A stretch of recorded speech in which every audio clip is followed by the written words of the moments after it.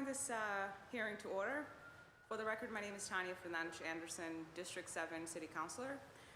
I am the chair of the Boston City Council Committee on Ways and Means. I am joined here by my colleagues, Councilor Julia Mejia, and this public hearing is being recorded. It is being live streamed at boston.gov/city-council-TV and broadcast on Xfinity Channel 8, RCN Channel 82, Files Channel 964.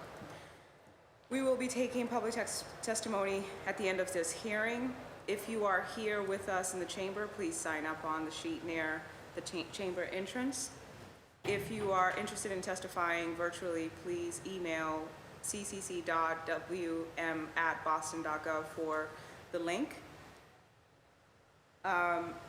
At this time, we've been joined by our Council President, Ed Flynn. Welcome. For all public testimony, please state your name and neighborhood and affiliation, and try to keep your comments to 2 minutes. Today's hearing is on docket 0400, order for a hearing regarding how the city budget is addressing equity. It's meant to be an opportunity to discuss how the city's budget is addressing equity throughout the various neighborhoods in each of our districts. As we know, the budgeting process is one of the most important public agency activities, and budget decisions directly affect the quality of life in a community and public's level of satisfaction with decision makers. I'd just like to pause for a moment. I wanted to I wanted to start differently, and I apologize that we're going a little backwards. I think I have to read it from my phone, but in the interest of being the first Black woman to chair Ways and Means in the city of Boston, I just wanted to read just a couple of lines from a dear young sister who wrote me an email yesterday. She is Muslim in her 5th grade and attends school in East Boston. Her name is Majuline. Shout out to Majuline.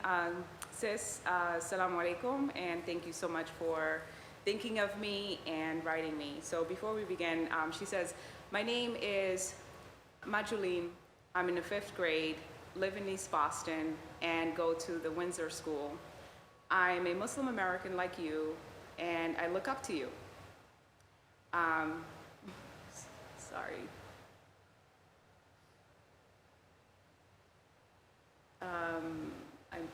I lost my screen, I'm sorry.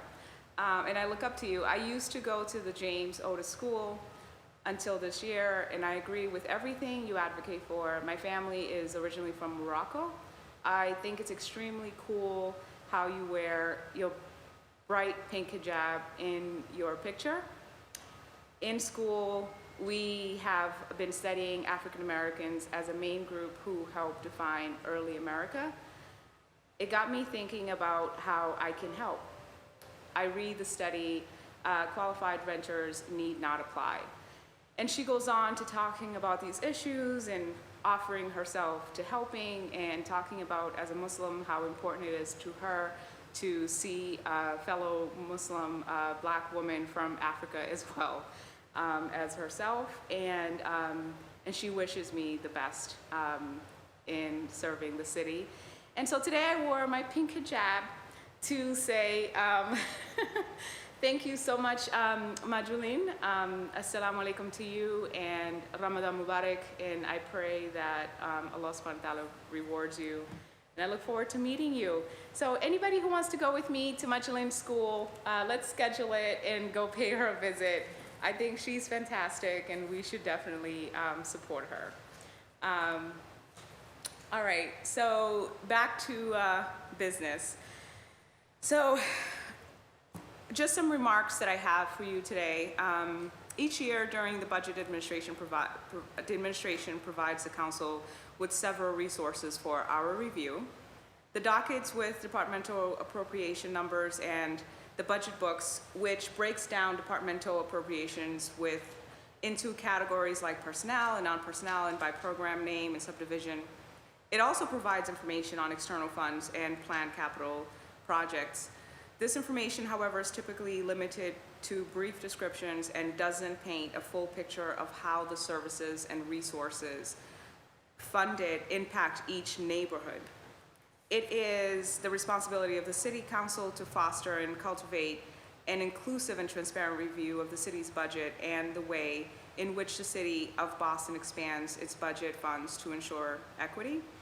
The city does not have an equity-driven accountable allocation system in place that tracks its budgeted and actual revenues and expenses across district neighborhoods. Aside from the Capital Budget and Community Preservation Act funds, as stewards of the city budget and representatives of our constituents, the City Council needs to know specific information in order to best advocate for our interests of our constituents, with emphasized attention on marginalized communities, especially historically disenfranchised Bostonians. The issue is that what the city's budget, what are city's budget funds? What are the actual revenues and expenses, and how are said revenues being distributed across each neighborhood? The more in need, the more marginalized the neighborhood is, the more marginalized the neighborhood is, the more they should benefit from an outlay of resources from the funds allocated by the city. Otherwise, pre-existing inequities will reproduce, perpetuating themselves, right? As such, the act of resource redistribution may be necessary if we are serious about actualizing the equitable society we claim we want. According to our verbiage, equity, not equality, must be the end goal. If the city is to be in need, what it has long been in creed, therefore we need specifics, not generalities. We need content, not form. And at the end of the day, we need actions, not words. How much money is going to support small businesses, and of that, how much is going to marginalized communities and working class owned businesses? This stands for every facet of resource distribution, whether it be community centers, quality of life issues pertaining to parks and recreation, environmental cleanup, trash, recycling, and composting, healthcare, education, transportation, etc. Resources inequities tend to be interconnected, so it is vital that we track all of the elements which constitute our lived experiences, lest we miss the enveloping totally which make up the marginalized and oppressive situations which many Bostonians find themselves to be inhabiting. As such, as stated, specificity, English is not my first language, is key for general data, can skew the end results and lead one to believe that all of our constituents are equally benefiting from the plethora of resources that are seemingly available. Yet, if said resources are not equitably distributed, they act only to disguise and continued conditions of inequity and create scenarios where many of us, for lack of better explanation, will essentially blame the victim for their inability to better their condition.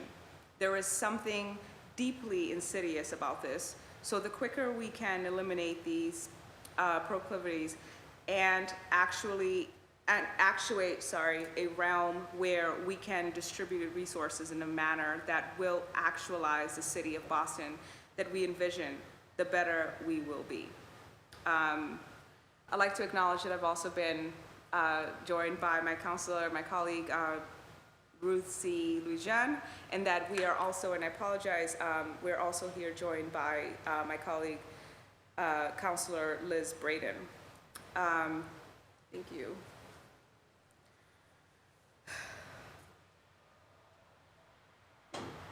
Okay. I will turn to my colleagues for additional opening remarks, but first I'd like to welcome the panel.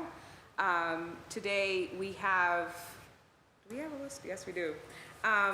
Jim Williamson, Budget Director, Chief Shagun Iduo, Chief of Economic Opportunity and Inclusion, and Alex Lawrence, Chief of Do It, and you'll correct me with further new roles later, right? Welcome everyone, and thank you so much for participating. And I think we have some folks also on panel joining us on Zoom, and we can address that as we go. First, I'd like to turn to my colleagues in order of arrival for their 1-minute introduction and remark. Then we'll go to a quick presentation from our panelists, and then back to our counselors for questioning, and hopefully then address our folks on Zoom as well. So, Councilor Mejia, you were here first. You have the floor.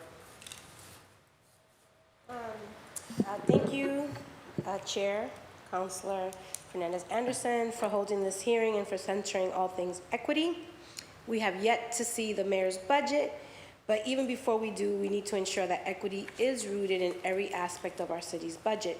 As public officials, we like to reference a lot of stats about what life is like for communities of color and working class Bostonians. But we can't be content with just naming those statistics. They are supposed to motivate us into action. So I'm hoping to learn a little bit more about how we're using our budget to most effectively tackle the greatest inequities in our city. I look forward to this conversation and learning more. And I would have to agree, you know, having sat through, I think, two budget seasons, it seems like oftentimes people come in with a big notebook and lots of data, and it's incredibly overwhelming, especially for those who have never been in the weeds. And I think that we have an opportunity to switch things up.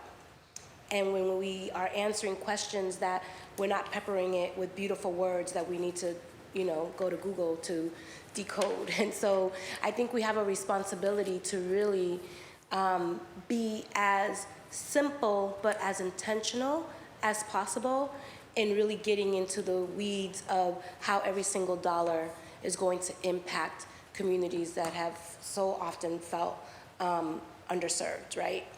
And so this is why I'm really excited about the cabinet, the administration, and the intentionality to really center equity. And so I'm looking forward to the whole charades of public hearings that are coming down the pipeline.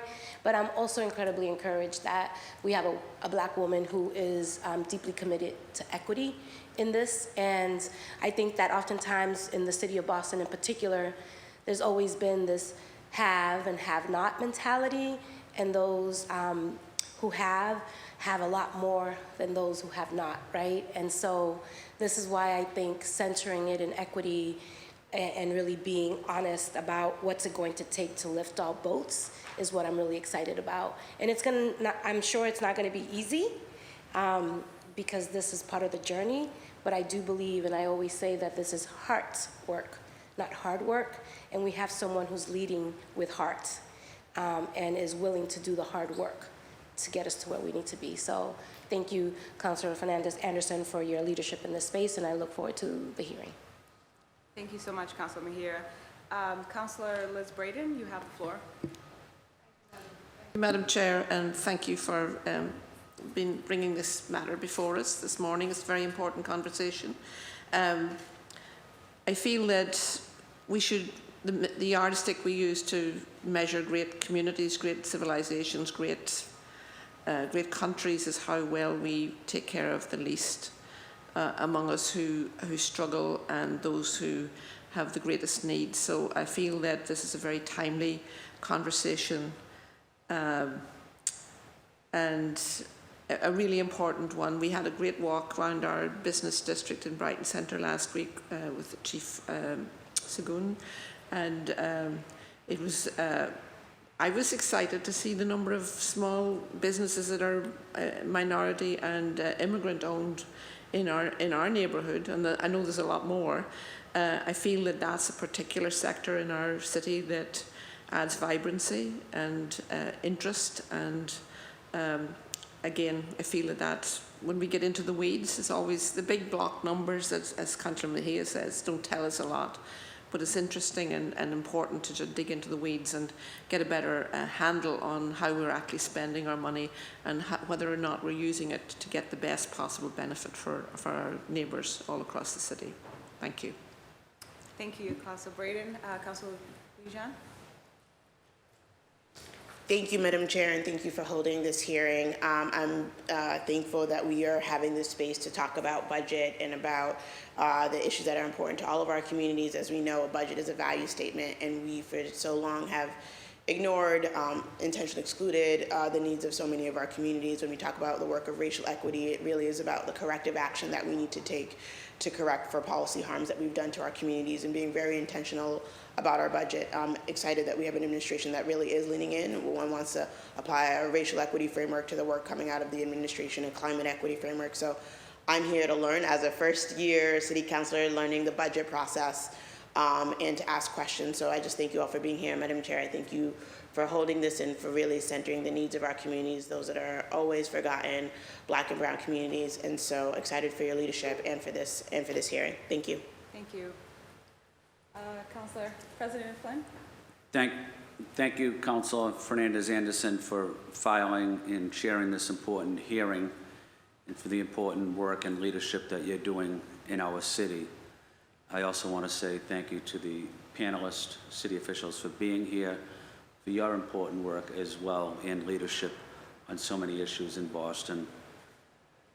As budget season is upon us now, it's important for us to discuss one of the principles that should guide our budget process, which is ensuring equity in Boston. Our city budget should address long-standing needs such as housing affordability, stability, public health, pedestrian safety, climate resiliency, equitable access to city services. That equitable access is a crucial part of our budget, but also listening to residents as well.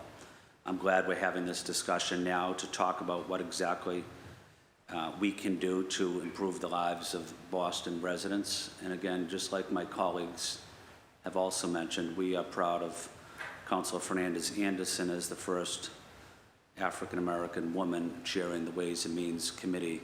We know you're going to do an outstanding job because you are dedicated to this city and you love Boston and you want to make sure this city is welcoming to everybody. So thank you, Madam Chair. Thank you so much.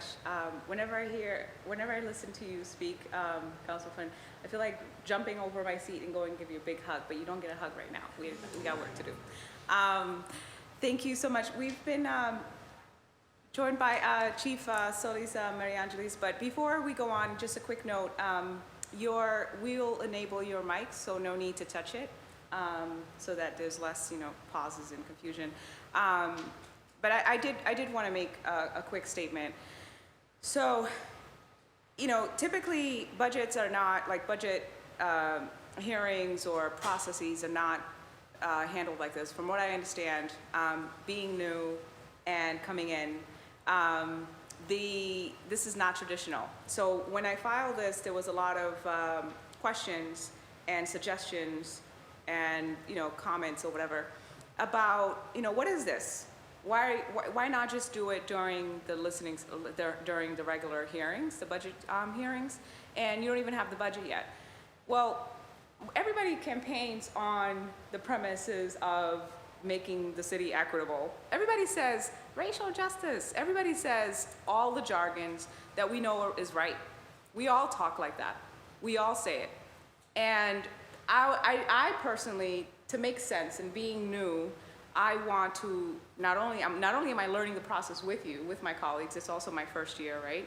But it's also coming in with the perception that, well, if we are truly to stand by what we say we're about, in my beautiful speech that the beautiful writers in my team write, But I want to tell you this from the heart, right? Everything they said is right.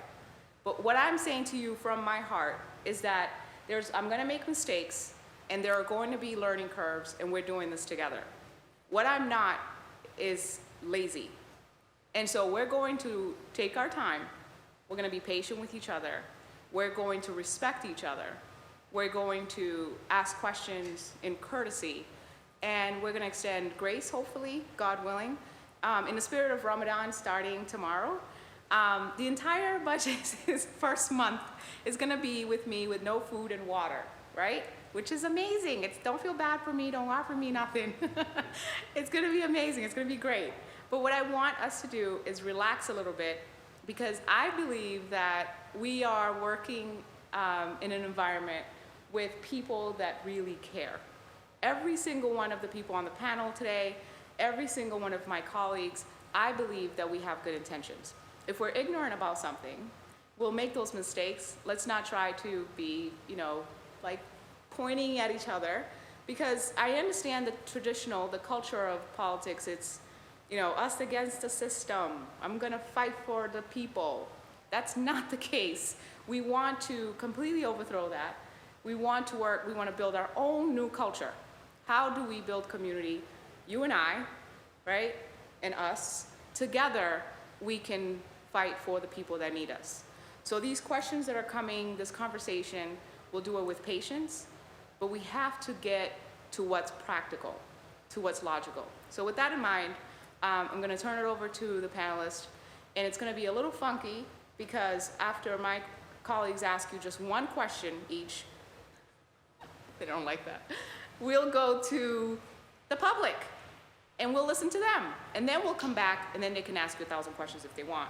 But we don't want people to wait all this time. That's just ridiculous. So, welcome, and we're all ears. Okay, I think I'm going to kick it off. So, Councilors Fernandez-Anderson, Louisiane, Mejia, Radin, and Flynn, thank you so much for having this hearing. We think this is an immensely important topic. While, at the Budget Office, we continue to promote high quality delivery of service, looking to achieve cost effectiveness. More and more, we're dedicating our analytical resources to looking at issues of equity. It's very, very important. We're not what we want to be today, but we're willing to show you some of the efforts we're making and where we want to be in the vision to build a city for everybody, so everybody can participate.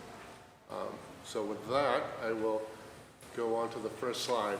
And this is probably better to see in printed form, but I'll read it. So this is a policy statement for the Budget Office in terms of equity. We wrote this when the very first Chief of Equity in previous administration was appointed, but Chief Solis Cervera has reviewed it and tweaked it a little bit for us, but it generally is in the same vein. So the Office of Budget Management's working definition of equity is every resident, regardless of background, to be and feel empowered to thrive in Boston. OBM works to ensure investments are consistent with the mayor's equity priorities. We recognize that equitable levels of investment are an iterative process and a constant evaluation of city needs. The needs of highly vulnerable or historically excluded groups and resident requests and desires. All of these make a good investment in a budget.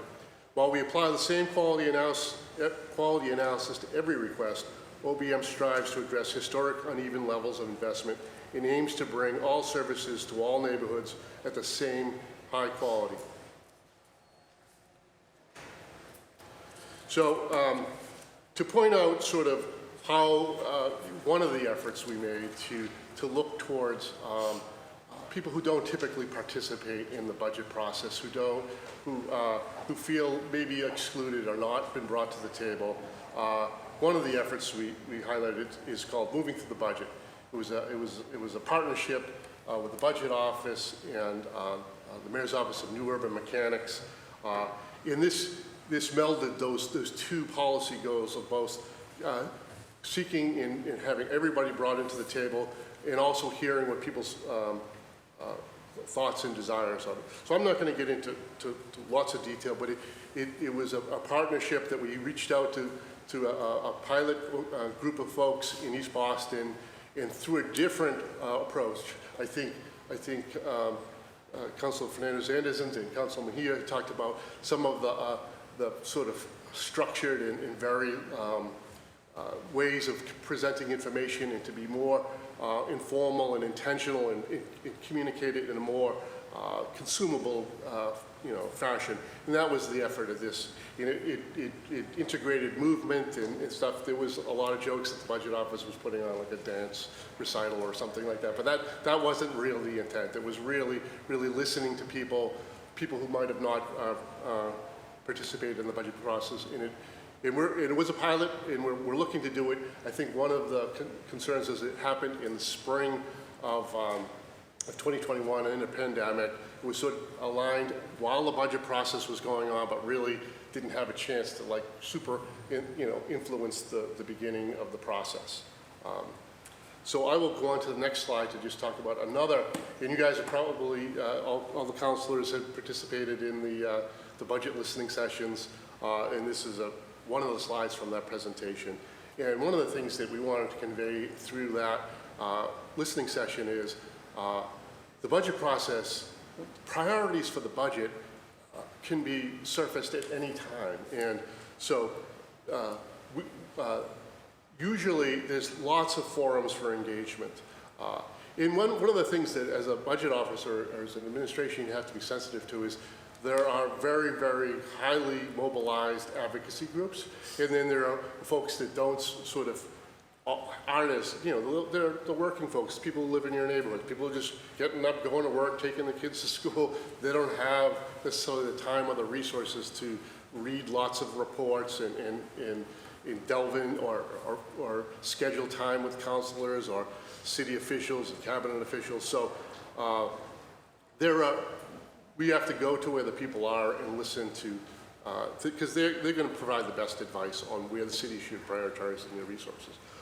Obviously, as a government organization, we have to put it through the requirements of what's an appropriate expense and that kind of thing. So this circular talks about the different stages of the process. So we talked about in the winter we had those budget-focused listening sessions. We talked about changes, the change in the charter that makes, as Councilor Fernandez-Anderson was talking about, this is a real partnership now. This is going to be a conversation to finalize a budget in a very collaborative way with the council, and we look forward to that. And then there's the sort of formal prescribed budget hearings that you guys at the city council host, where where people can attend and vocalize, but I know you've tried to make that as open as possible, where people can email and communicate in various different ways. But the real takeaway here is the budget just doesn't happen between a date certain and we hear about it. And the budgets aren't so restrictive that it's like paying for a position and a contract. Generally, that's what it is, but there's some flexibility to accommodate things. And there are a lot of activities in the budget that are programmatic in nature, so you could, you can address people's concerns in a more expeditious way. One of the things that, in this another slide that probably is, maybe because I'm nearsighted and I can't see it, maybe you guys can see it as better than I do, but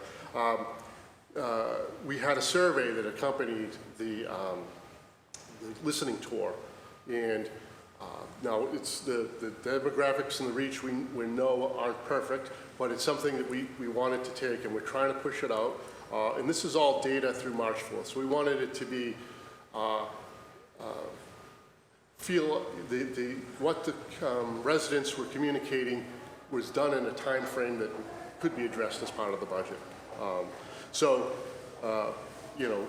As of March 4th, 559 people took the survey, 528 in English. 1 out of 5 respondents were from Jamaica Plain, and another 1 in 5 were from Dorchester and West Roxbury. 59.3% of the respondents chose to identify their race as white, 12.4% as Hispanic or Latinx, 11.6% as Black or African American, and 6.2% as Asian. It was generally a good mix of ages, but we feel that maybe the demographic of 18 and under wasn't super represented. And also the demographics of the whole survey, we want it to be more aligned with the demographics of the city. Almost 400 participants across 4 virtual sessions, you know, organized. It was virtual, but it was organized around groupings of city council districts. Participants shared feedback verbally, through chat messages, and through the survey. We also received feedback from neighborhood groups, many of whom highlighted street improvements, and there were some recurring themes that we were seeing. Some of them attended more than one session. And here's sort of oops.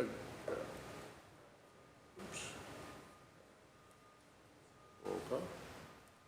Trying to get to the next slide here. Oop, here we go. Here is the participants graphically distributed by neighborhood. And, you know, and we all know engagement is sort of the day of the week, the time of the day, you know. So the participants were grouped by districts. There's no hit on any district. Some of these districts were Saturdays at noon, so that might not have been the perfect draw on these type of things. But those are the participants in the 4 different sessions. And here's a graphic representation of the Racine survey.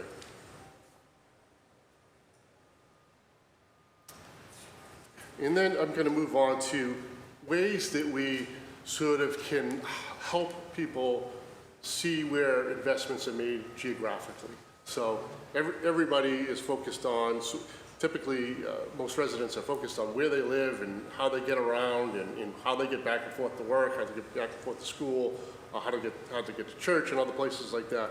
So this is a map of capital investments. So we understand that not everybody is sort of has access to technology and things like that, but for those who do, this is a graphical map that will give you all the projects in the capital plan, whether some of them are programmatic, some of them are building specific. You can highlight and hover on a particular location in a geographic area. It does have the outline of city council districts. It presents itself with the neighborhoods as well. So these are one of the ways that we try to communicate where investment is being made around the city. And with that, I think we're moving into Alex's part of the presentation. Wonderful. Thanks so much, Council, for having me here. I'm Alex Lawrence. I'm the Acting Chief Information Officer. And as Councilor Fernandez-Anderson alluded to at the beginning, I'm going to be transitioning into a role in the Administration and Finance Cabinet over the next month to oversee people operations at the city. And I think, so this presentation here is sort of a confluence of where I've been in the organization and where I'm going. And I wanted to start by saying, Jim, you can keep me honest here if I get this incorrect, but I believe at least slightly over 60% of the city's budget, the operating budget, goes to our personnel expenses. So it goes to the humans that do this work. And so when we're talking about equity in the budget, obviously the humans that do this work every day is a pretty large percentage of the work. And so thinking about the diversity and composition of our workforce should be pretty relevant to this conversation.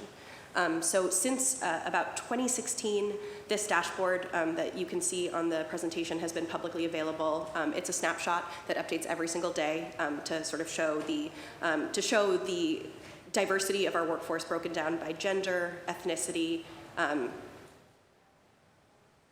compensation, and tenure, and you can divide it. This is publicly available on the website, so the URL is here on the bottom. I'm happy to show anyone how to access it, but you can filter this by department and see sort of exactly the various makeups along those various kinds of filtering.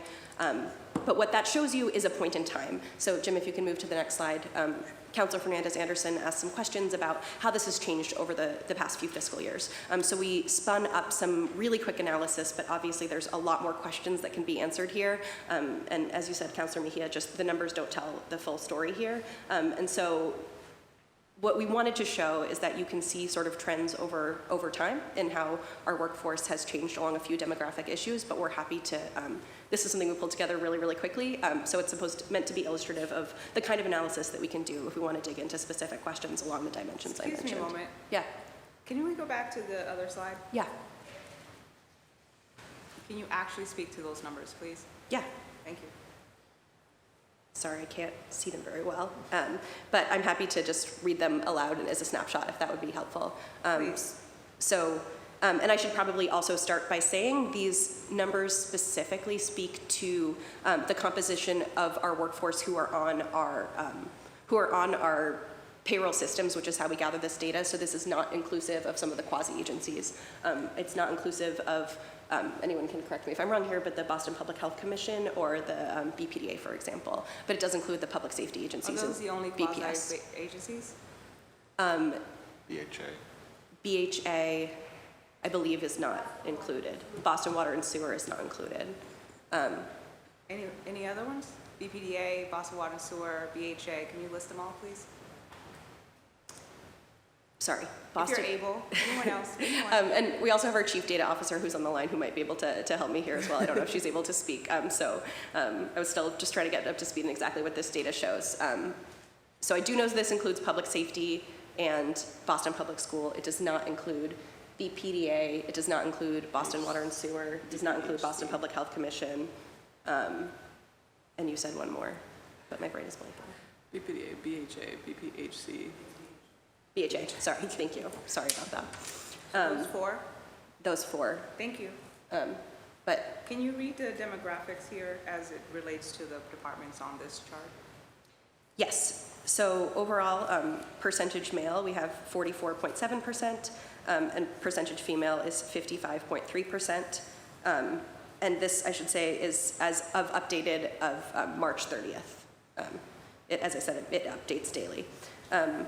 We have, in terms of ethnicity data, we have 48.1% white, 30% black, 15% Hispanic, 5% Asian, 1.5% not specified. This racial and ethnic data is self-disclosed as part of the hiring process, so folks can opt out of this. I believe that's a federal law. And then, so yes, not specified. Question. Yeah. Did we bring, sorry, Alex. Did we bring the census updated demographics for Boston? Can we get it, please? Thank you. Yeah, it would be interesting certainly to cross-reference this with census data and see how it reflects the Makes population. sense, right? Totally. Thank you. Okay. Thank you, Alex. Yeah. And really we're like, this is publicly available data and we're happy to do any analysis that the council would think was helpful here. Thanks, Chief. All right. Well, first of all, good morning, everybody. Madam Chair, appreciate the opportunity to speak with all of you. And to the idea of grace, want to note publicly, too, that I think this is day 89 for the new councilors who have been doing a great job, and along with the rest of the council. At the last hearing, which was last Friday on equity and city contracts, I actually believe it was you, Madam Chair, that asked me about demographics within our own cabinet.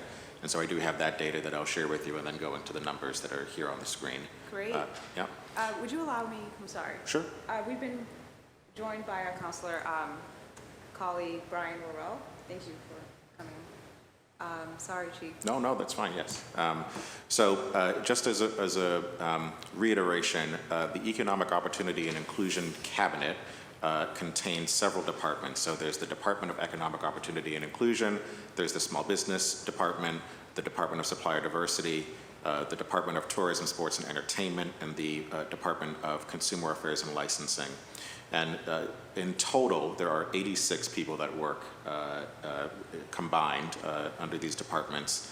And just spelling it out by ethnicity and then gender, so for the total of the departments, roughly 9.3% identify as Asian American, roughly 33% identify as Black or African American, roughly 18% identify as Hispanic or Latinx, roughly 40% identify as White American, and there were no unspecifieds for our team.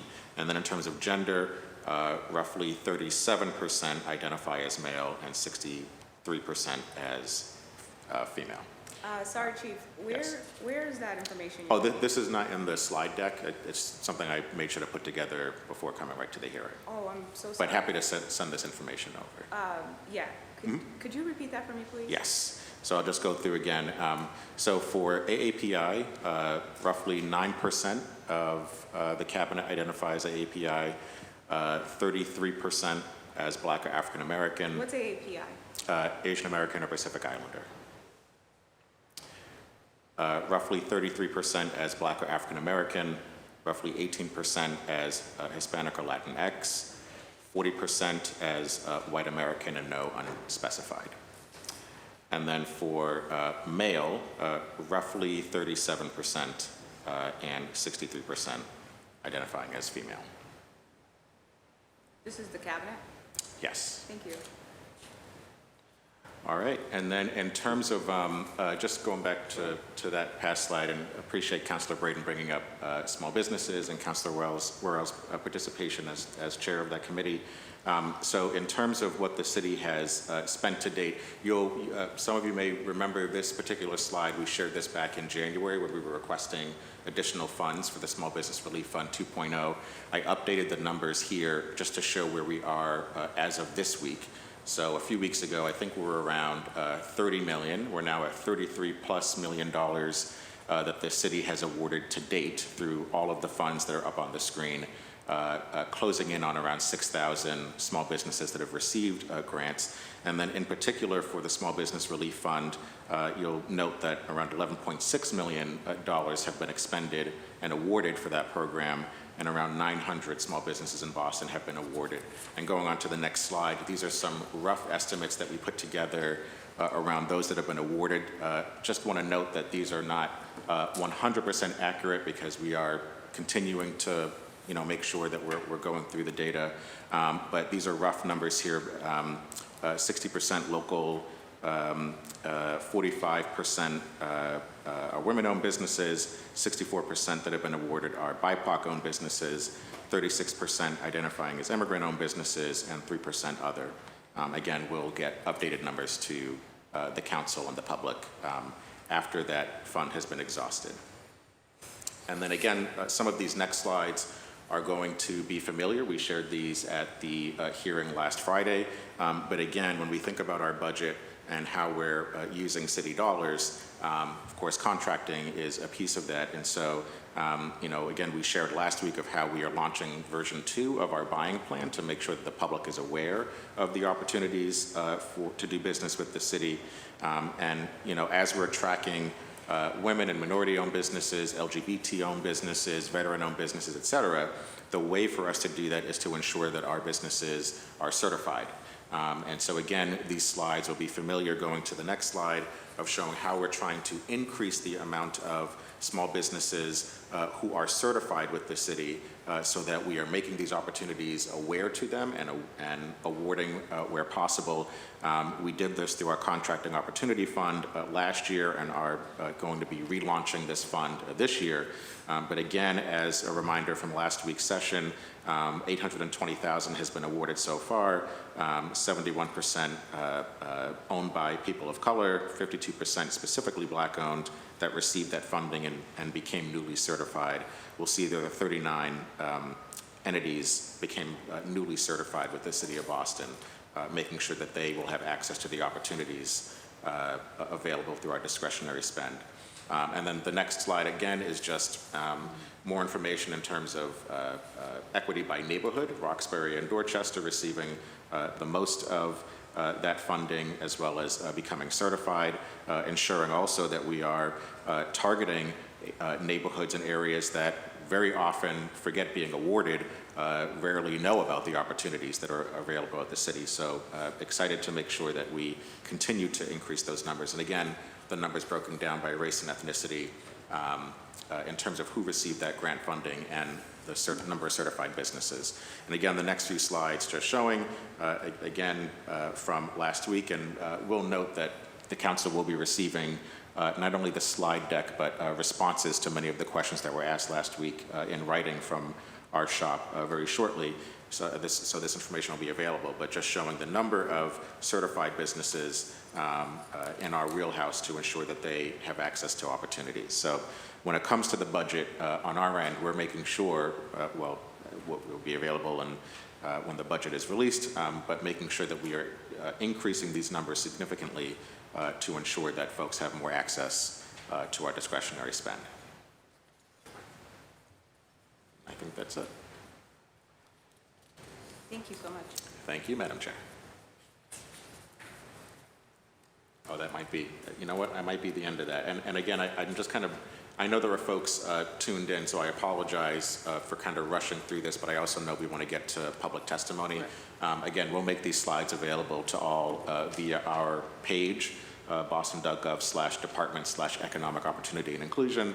Again, these just show the number of certified women, minority, LGBT, and veteran-owned businesses across the city. And we are going to make sure we are continuing to increase those numbers.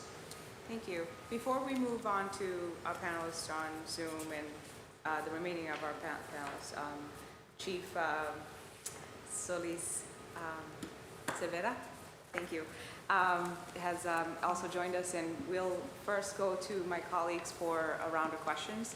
If we can do at least one question. If you don't have any questions, we'll just keep going. But if you do have questions, please light up your mic. Councilor Mejia, you have the floor. Two is good. Just keep it under 2 minutes. Let's just keep it moving, and we'll do the questions, and then we'll come back, and then you have plenty of time. Sure. I'm just curious, in terms of the breakdown of population, this is in regards to this document. I'm not sure if you guys have it. How many dollars are allotted to each neighborhood? I'm just curious, Dorchester, if there's a way for us to kind of break it down per resident, what would it look like? What's the difference between Lower Mills and Savin Hill? What's the difference between Upham's Corner and Fields Corner? Like, that level of detail for just analysis would be really helpful because Dorchester is big. So it'd be helpful to have some insight around that. And then I also noticed in the budget surveys, the primary folks who participated identify as white. And I'm just curious about what are we doing to increase engagement and participation in communities of color. And then I would like to hear a little bit more about, I'm always unapologetically talking about the importance of being equitable and uplifting my Afro-Latina roots, but I'm just curious in terms of, Chief Urugu, I'm curious about the Latino efforts. That number was a little bit low in terms of engagement, and I know Latinos sometimes don't see themselves reflected as people of color, so there's some work to be done in that space. But I'm just curious about what efforts you're going to be making to really lean into increasing engagement in the Latino-specific immigrant-owned businesses. So if you could talk to me a little bit about that, that'd be helpful. For my employee. No, more. Well, everything. Like also like internally, but how is that going to impact what's happening externally, like the relief funds? If you could go back, I think I took a picture of it. I was just curious about. It was the slide where the grant recipients were based on race, and it's only 21% Latino. Yeah. Do you have a copy of the slides? I had it on my phone. That's thank you. Yeah, that might be the. Oh, there we go. Yep, grant recipients by race. Yes. So can you just talk to me a little bit more about, I've heard from several Latino business owners, specifically immigrant ones, that there needs to be more attention put into the Latino engagement That's right. in the business sector in particular. And I have been criticized because they've said that I am focusing primarily on just Black, and what they fail to realize is that we are Black too. But anyways, that is not the topic of conversation right now. Yeah. The topic of conversation is, what are we going to be doing to increase the engagement, participation, resources for Latino specific businesses so that we can increase that number, because 21% is pretty low, Yeah. considering how many Latino businesses exist in the city of Boston. Do you know that number? Not off the top of my head. Yeah. So I think it's important for us to do an assessment of how many Latino, because they're running multi-service centers, they're running, they have a lot of different types of businesses. And so I think that there's an opportunity for us to lean in a little bit more, so that they see that we're making an effort in supporting them. And because there's significant language barriers, this is also a conversation around information justice and language access. So this is not just all about what your cabinet is going to be doing, because I think everybody in the city needs to take responsibility for that. But can you just talk to me about what your vision is Yes. moving forward for Latino business engagement? And I'll say a couple of things. One is, one reason I can say I don't have the number on the top of my head in terms of the number of businesses owned and operated by different ethnicities across the city is because we don't yet have numbers post-pandemic of who owns what. The numbers I would have in my head are from before the pandemic, and I think it would be misleading to say, 25% are owned by whatever group, when after the pandemic, we know many have closed for a number of reasons. But from the 2016 report, I know it's close to around 20% of small businesses owned by Latinx residents. So when it comes to this particular grant that was awarded last year, yes, I think more needs to be done to make sure that not just, and I'm not going to say just Latinx. The reason why is because I think it's a language thing as well. If we were to look at the Black, part of me believes that Haitian Americans, other ethnicities, probably, if we broke it out that way, we'd see low numbers there too, because the city has to increase its efforts to address language issues, as you just mentioned. For us, it's going to happen through partnerships. I mean, coming into this role, I always was saying that the city tries to do everything by itself, rather than working with either external organizations, with those in this room sometimes, residents on the ground, to make sure that information is getting out. So in addition to what we're doing in terms of using our communication methods, it is going to be around the folks that we're partnered with. It is going to be around working with city councilors here. It is going to be around making sure that relationships we have in the community are helping to get the information out. Yeah, so I'll just say one last thing before I get put on mute, is that I know our office was super intentional about supporting immigrant-owned businesses, not just Latino ones, but all immigrant businesses, and I think that that is going to be an area of growth in terms of how we can measure our success for equity. And then I would also just like to point out that Mattapan, in one of the slides, in terms of grants, and while I was excited to see Dorchester, again, and Roxbury as high numbers, Dorchester's very diverse, right? So that could just be anyone. But I'm curious to just point out that Hyde Park and Mattapan also have a high immigrant population of the Afro diaspora, which is, Jamaican, Haitian, there's a lot of Caribbeans there. So I'd like to learn a little bit more about, moving ahead, how we're going to increase. Yes, and just one last thing on the communication piece, because this is a reminder of our conversation last week, of following up with your office on the WhatsApp piece. Because again, on the language piece, it's, yes, the engagement we do in person, but we also have to look at the communication methods and channels that we're using. And right now it's what a lot of folks use: Facebook, social media, email, phone, but we have to look at other communication methods that are used by other populations. And then in terms of these grants, yes, Dorchester's a big place, but I just want to reiterate, these were grants to make sure that minority-owned businesses, women-owned businesses, immigrant-owned businesses, et cetera, became certified with the city. And so, yes, we'll do more to focus on places like Mattapan and Hyde Park. But again, we know that these grants went to the communities we are seeking to support because it was an effort to get them certified with the city. Thank you. Anyone else? We'll come back for questions. I'm sorry, Do you I didn't see your light. Oh, I thought we were going in terms of order of arrival, but I do have questions. Oh, no, sorry, I asked that you light up your mic. I'm sorry. Councilor Louisiana, you have the floor. Thank you, Madam Chair. I actually just wanted to expound on some points that Julie made. I know Councilor Mejia made. I know that for planning purposes, Dorchester is often divided into two neighborhoods, at least from the BPDA. Is that something that we're able to do from the city perspective in terms of budgeting, in terms of breaking down data? Mid-Dorchester and Dorchester? Is this for me on the grants? Or, I actually think this question may be. Yeah, I think we were using zip codes, so that if there are two different zip codes, that that we might be able to break it down. And that would capture it? Yeah. Okay. And then just a clarification question for Chief Idowu.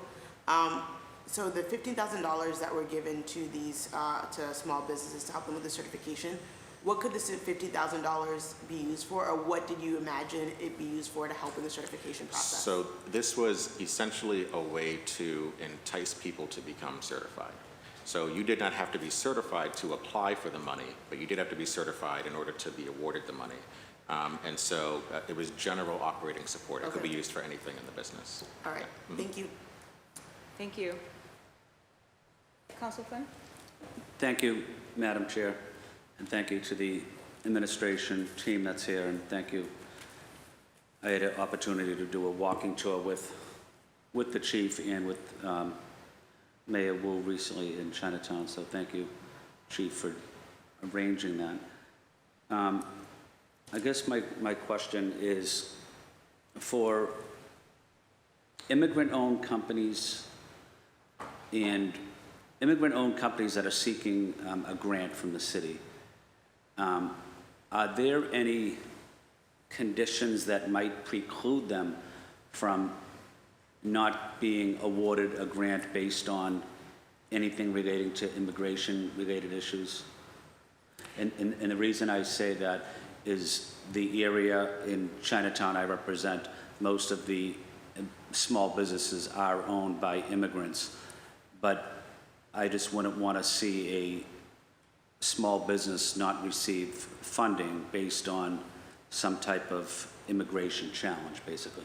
I agree with you, Councilor, and appreciated yourself and Councilor Louisiana joining us in Chinatown that day. To answer your question, my understanding is yes, that if they don't have proper documentation from Secretary of State or City of Boston, that it might preclude them from being able to apply for a grant. But I will say that coming into this role and having that understanding, it is something that we are determined to address. Because in addition to that, there are other questions that the chairwoman has asked in the past in terms of owing money to the city, and that also precludes them. And from my office, it's important to make sure that we are removing every barrier possible, because the businesses that need it the most are the ones that wind up not being able to apply, and that's something that we intend to fix. Okay, fair enough. Thank you, Chief, and thank you to the team that's here. I appreciate the work you're doing. Thank you, Madam Chair. Thank you. Councilor Braden? Thank you, Madam Chair. Just a few. I'm interested in the certified businesses. What types of businesses are applying for certification, and also, in terms of, are you offering, in addition to grants, are you offering technical support? Because sometimes getting the money is one thing, but actually utilizing the money to develop your capacity is sometimes a challenge. That's right. And when we met in January requesting additional funding, one of the things we talked about was making sure that we're providing more adequate technical assistance services, because once the grant money runs out, this is federal money, And so once those dollars are expended, we have to make sure that our businesses are in a place where they don't have to keep asking for grant money, but instead are able to stand up and survive on their own with additional city support like contracts. So in terms of services and different areas that they're broken down into, I'm happy to compile that list and share it with you. I don't have those numbers with me today.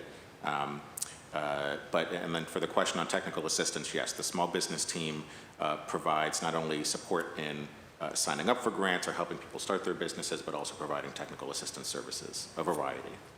Very good. Thank you. Thank you, Madam Chair. Thank you so much. Just for, so sorry. Yep, I just hit it. Councilor It's Rowe? all right. Thank you, Madam Chair. Thank you to the panel for all the great work that you guys are doing here in the city of Boston. Just one question. Do we have any information regarding how many applicants applied for the small business grant? And then is it possible to break that down by demographic and location the same way all the other information has been broken down? Yes. So in the hearing requesting additional funding, we had those numbers to date then. I don't have updated numbers in terms of how many have applied, but happy to share that when we send this final presentation. And it was broken down by ethnicity, neighborhood, et cetera. So we'll get that information to you. Thank you. Mm-hmm. Thank you.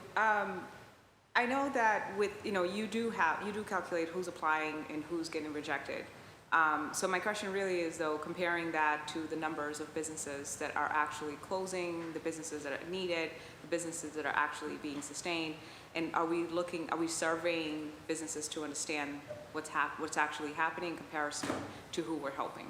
So in terms of surveying businesses as to why they're closing, I know that we have anecdotal data because we work directly with small businesses. And there are tough stories of when some have to close. Anthony Caldwell, for instance, with 50 Kitchen, terrible story of starting right before the pandemic, and even despite city services and other funding, still wound up closing his doors. And we hope to help him get back up on his feet in other parts of the city. So in terms of a survey that asks small business owners why they may have closed their doors, I don't believe we have ever done something like that. I think for us, we'd wind up reaching out to folks to ask them that as opposed to sending out a survey. And then in terms of, I'm sorry, I'm forgetting the previous question to that. I guess if we know how many businesses that actually exist, and we break that down by demographics, then we can compare it to the efforts that are made to them. It's not that, I believe that it's not that they're actually, they don't need the support, but rather the access, right? We agree that some of this is bureaucratic red tape. Some of it is that they haven't even heard about it. So I guess, how are we comparing that? Who's applying, who's getting rejected, to who exists and needs it and doesn't even know about it? So I know that within the last year, so for instance, in terms of sharing information about the Opportunity Fund, efforts were made, or even beyond that, the other grant funds, efforts were made to ensure that both folks who were applying and who were awarded, that we did everything possible to make those numbers match the demographics of the city. So, I mean, yes, you're correct that, as we're collecting that data, we can make those matches.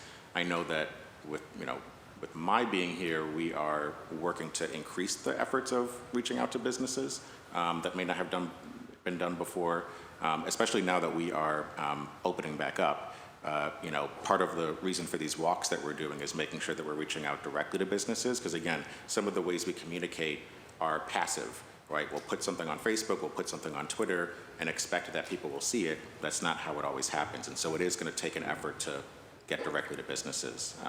But happy to take under advisement how we are better at using that data to target specific places. So you'll know in the future reports, you'll know exactly how many Black businesses actually exist in comparison to who applied, in comparison to who actually got the support. Well, the numbers won't always be accurate because everything is self-identification. So when you start a business, Sure. But yes, I mean, the effort is going to be, again, coming from where I was, the effort was to make sure folks were certified, et cetera, so that we have a better understanding of who's out there, because we can't address the issue if we don't know how many and where, et cetera, to your point. But yes, in the future, we'll have as close to accurate of that information as possible. Okay, thank you. I have more questions, but we'll stop here for a moment. If we can go to, do we have folks that joined us on Zoom? And we haven't addressed the questions that I've actually submitted to different departments, so bear with us. We'll listen to the panelists, go to the public. There's only 3 people waiting for testimony, so that should be quick. And then we'll come back to the panel to address the questions that was originally submitted to by this committee.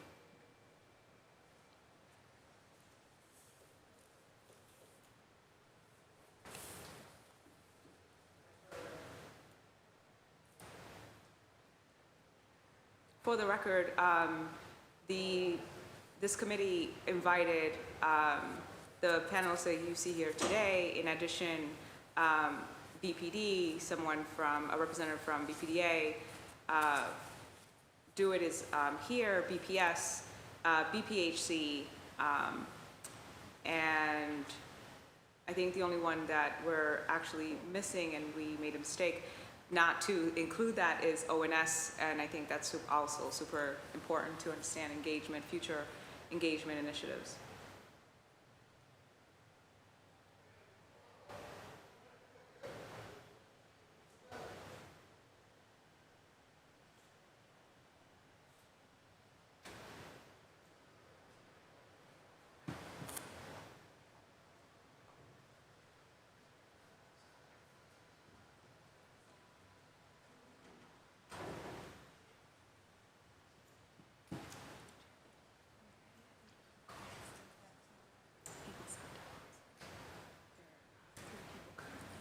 I'm not even, so it's not gonna come up there. No, it will come up there, but you should call to let them know who you want to speak first. So I have a list here, and I guess we could start with BPD. If someone is a representative, is Lisa O'Brien, Bureau of Administration and Finance with Boston Police Department. If she is with us, we can hear from you now.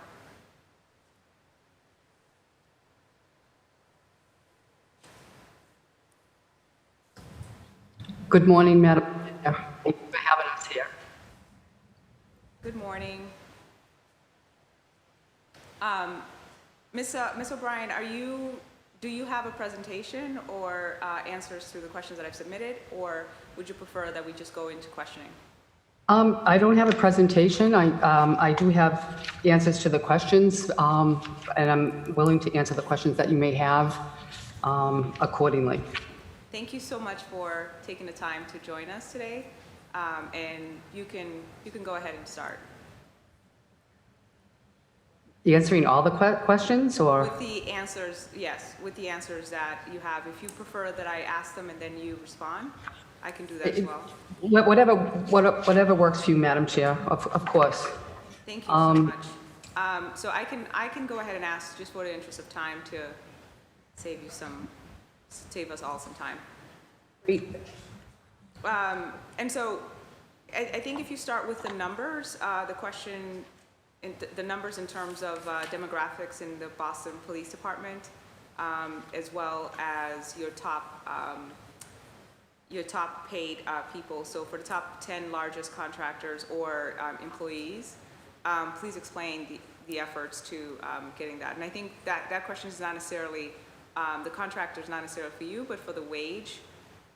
The question is if the department has more than minority biracial, sorry, give me a moment. How about you just give us what you have, and then we'll add questions to that. And any specific question, or go over the questions? Are you looking for our population? If you have the list of questions that I've submitted, please give me the answers, and then we'll ask additional questions if we have them. Okay, I'll start with the first question then. How and in what ways is the department ensuring civic engagement with the budget development process? BPD. Yeah, I see what you're saying. They weren't divided to each department. That's not for you. Yep. So okay. Can you answer the questions that pertain to your department? I answered every single one because they weren't split out by department. I understand. Can you answer the questions that pertain to your department? If you can point those ones out, because the questions that I received for the hearing, Madam Chair, was all the questions, so we answered them as best as we could. So they weren't broken out between the department. At least the copy that I have was not. Ms. O'Brien, that's fine. So I apologize that it was just one big clump of questions that pertain to all departments in the city of Boston. And so we're gonna go straight to wage, and I can give you straight questions right now that I have, and hopefully you have the answers. If you can give me the demographics breakdown, if you have a presentation, if not, if you can give me the demographics breakdown of the BPD. So I have the demographics breakdown of the BPD. I'm still working to get the information on the earnings, going back to fiscal year 20, so I will have that forthcoming. But the breakdown of sworn officers, right now we have 1,812 sworn officers that are male, and we have 303 sworn officers that are female. I'll break out the population accordingly in terms of ethnicity. We have 1,220 officers that are white, 342 officers that are black male, 201 officers that are Hispanic male, and 49 that are Asian. With respect to the female officers of the sworn, we have 151 sworn white females, 105 black sworn females, 40 Hispanic, 7 Asian sworn females. Would you like me to break out the civilians as well? What does that mean, civilians? Oh, I'm sorry. So obviously the makeup of our department is primarily sworn officers that you see out in the street. However, there are civilians that fill many positions here on mainly on administrative levels. You know, what you see up at 911 operations, the call takers, the dispatchers, all the administrative offices here, such as payroll, public service window, fleet facilities, telecommunications, ISG. For the majority of those positions, we consider them administrative and technological positions.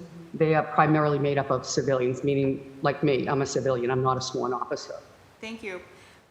Yes, I would like that answer, but would you have that information that you just gave me in by percentage?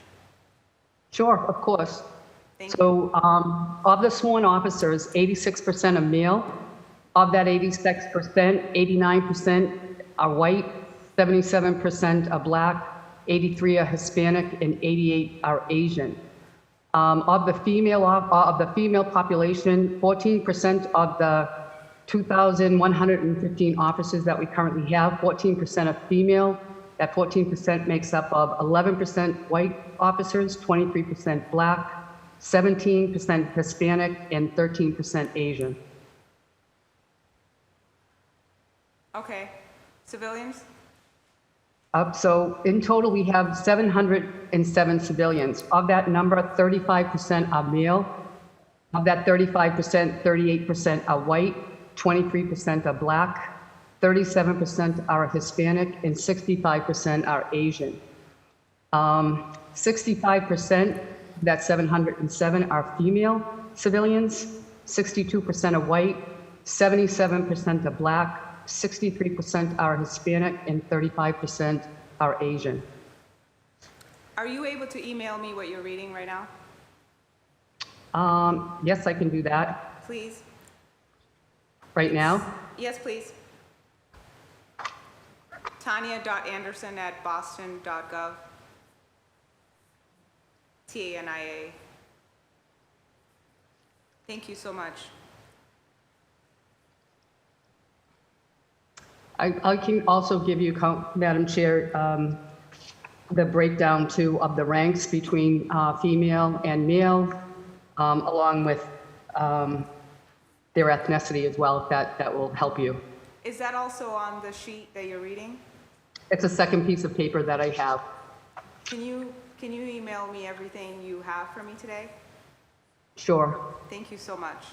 It's just so much easier to read it from here as opposed to taking notes while you're talking.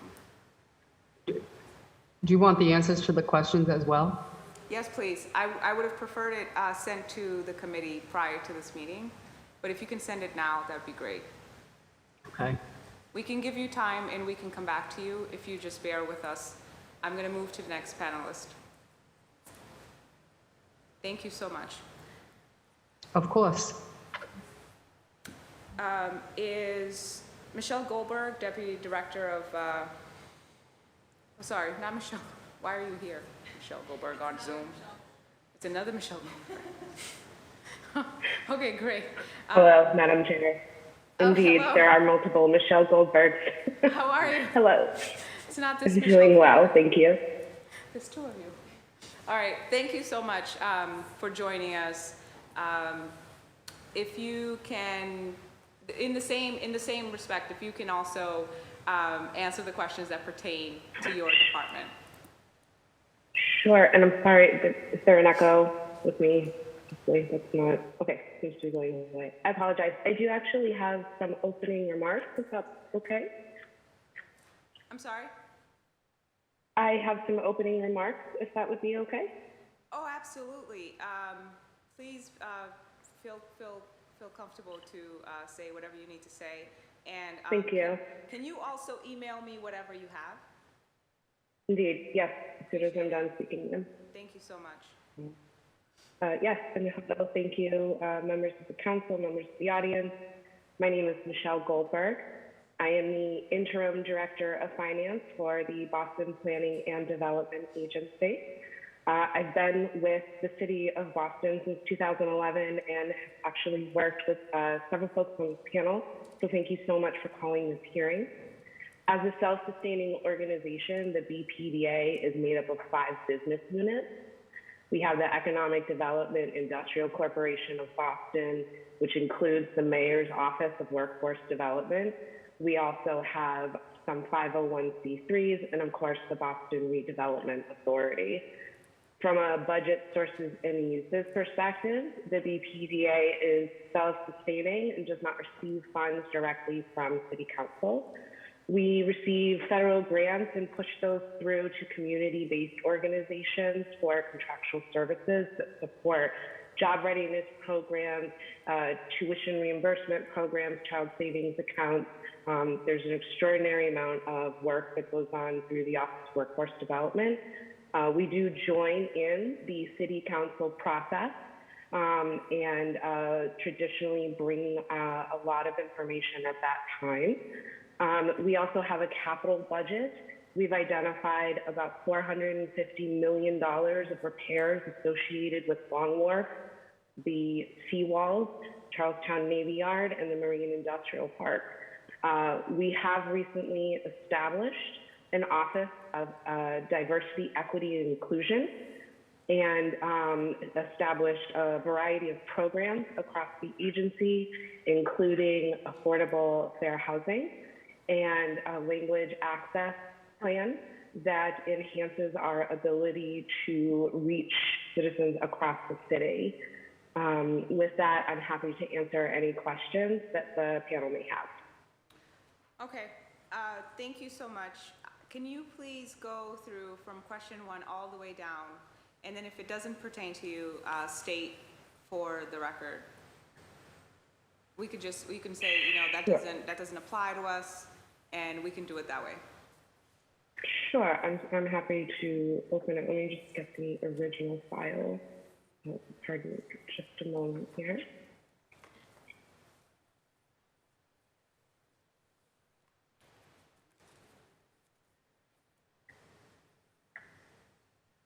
So I believe the first question, how and in what way is the department ensuring civic engagement with the budget development process?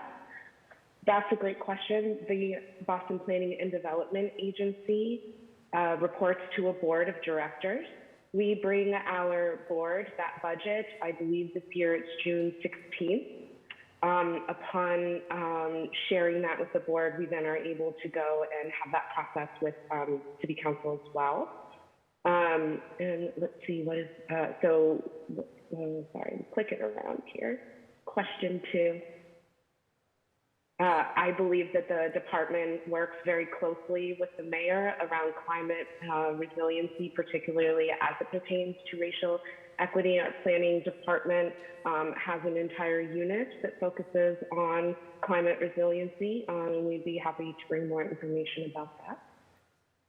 Does the department have a budget for professional development? Indeed, we do, and our Office of Diversity, Equity, and Inclusion is responsible for monitoring the outcomes. They also have established a variety of programs that are both supported by outside agencies as well as an internal staff-based committee that focuses on these issues, particularly as it pertains to our internal staff. We do have some personnel data that we are able to email along. Some of the information listed here, I don't believe we collect at this time. So we're happy to share that as well. We've been working very hard on the demographics around our contractors. We did participate in the 2018 disparity study with the city. Of course, our spend is separate and apart, and so the characteristics of our data is unique. We have put in place an equitable procurement plan and have been working to roll that out throughout all of the levels of spending in our agency to make sure that we take into account the availability data. I think, many counselors have pointed to this, who's out there, how can we be sure exactly who's missing out? Availability data, disparity studies are a critical part of answering some of those questions. And we're really excited about the progress that we've made. And I'd be happy to share some of our quarterly reports that we've brought to our board of directors as well. Scrolling through here. Ms. Goldberg? Should I pause? Yes, ma'am. Please. Can you give me the report? I'm happy that you're working so diligently to ensure it. Can you give me the report, the actual demographics of your agency? Our disparity report? The report to the demographics of your employees. Yes. Let me open up my email here. I will download this file from our internal system, and I'll send that right over.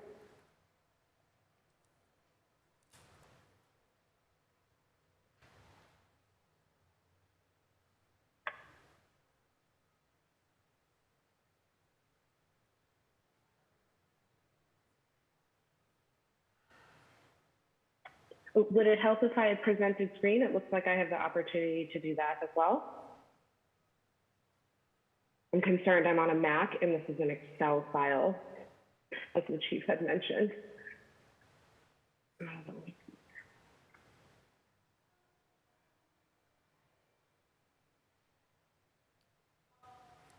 Were you able to send me the report?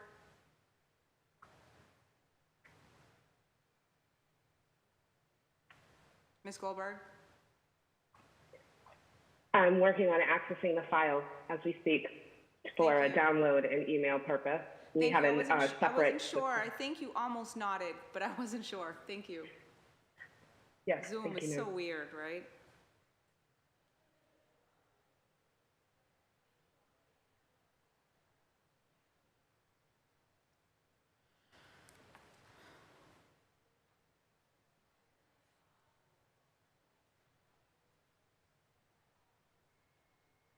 If you need some time, we can come back to you. Okay? Thank you. That would be great. Thank you. I think we have left is just actually a couple of people. Kate Cutter from BPS.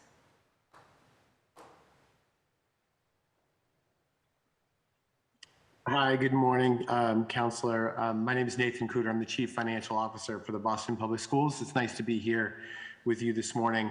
I'm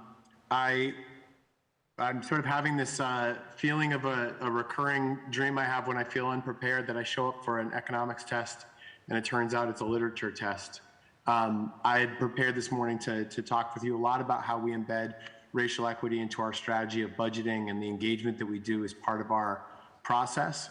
So not prepared to share with you the information, but I've had some time and recommend people in the public go and view the dashboard that the city folks shared. There you can see our over 11,000 employees in the Boston Public School broken down by demographic groups. Can you send it to me? I don't have it. Yeah, absolutely. Happy to share the link that was in the presentation this morning as well. We also, on May 2nd, we have a number of hearings coming up I'm about sorry, the Boston. Mr. Cutter, the link was in the presentation this morning.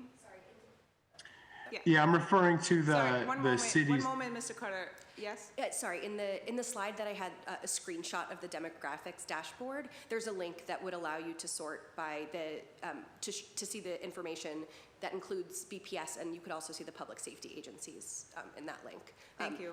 I knew what he meant. Oh, sorry. I wanted him to say it because there are people watching, and I wanted to go on record so that we can understand exactly how to find this. Can you please explain to me exactly how to find this link so that we can have people reach it as well? Thank you so much, Alex. Mr. Cutter, can you please tell me what the link is and how I can find BPS reports? The link that I was referring to was in the presentation from the city this morning and is on the city's website. It's a fairly long link. I'm happy to read it if that's helpful. So I could go to BPS, so go down boston.gov. Boston.gov, the city's website. And then what do I do? I'm trying to go there with you so I can read it with you. I accessed it directly from the link Oh, I see. referred to in which was boston.gov/departments/city-boston-employee-demographics-dashboard. #dashboard. Thank you. So you're going to read your answers from there, from the link? I'm happy to. I also think it might be more helpful for me to follow up afterwards with this committee to share updated information from our Office of Human Capital. In the same way that the police department shared information broken down between civilian and uniform officers, oftentimes we get questions and can break it down based on teaching staff versus overall department. I don't have that information for you this morning. I apologize. Happy to follow up afterwards. And the piece that I was just going to mention was as part of our budget process with the council, and I'm looking forward to starting this in a few weeks, we do have a hearing on May 2nd, specifically focused on BPS operations, in which human capital and our recruitment and cultural diversity office will be prepared to answer any of your questions about the breakdown of race and ethnicity in the Boston Public Schools, and then also our extensive efforts to recruit educators of color throughout the district and educators with different language capacity. You can excuse me a moment. You can reach that link right now, so can you read it to us? Can you give her those demographics, please? Do you need Sure. a moment? Should we come back to you? Because we can go to back to BPD and come back to you. Based on the overall demographics of our 11,794 employees, which includes full-time and part-time employees, 44% identify as white, 32.5% identify as black, 16.3% identify as Hispanic, 4.9% identify as Asian,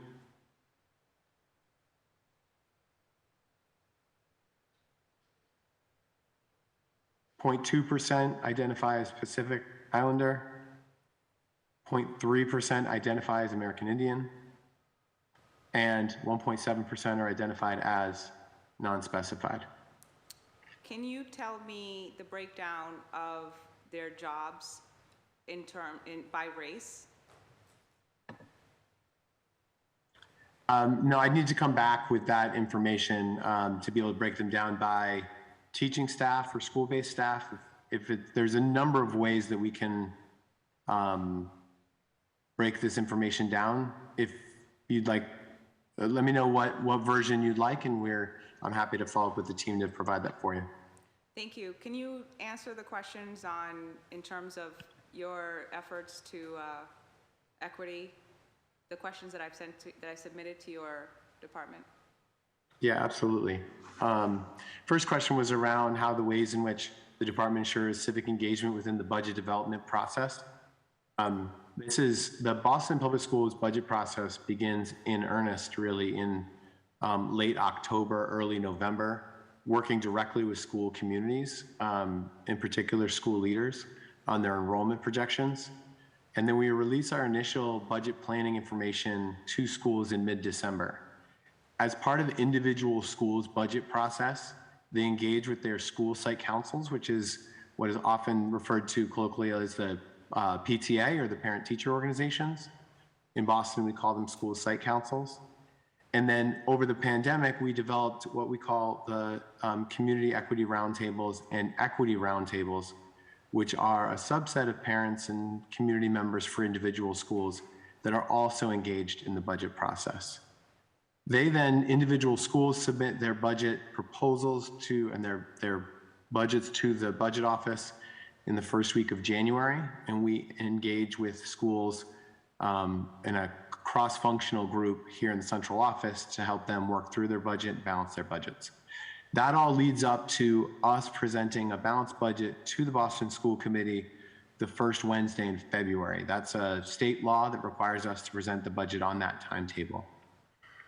From the first Wednesday in February through the end of March, which happened last Wednesday, I believe, if I have the date correct, the Boston School Committee engages in a public hearing process for 6 weeks, where we have 3 separate hearings specifically on the BPS budget, and then we have various budget discussions at the regularly scheduled school committee hearings that happen throughout that period.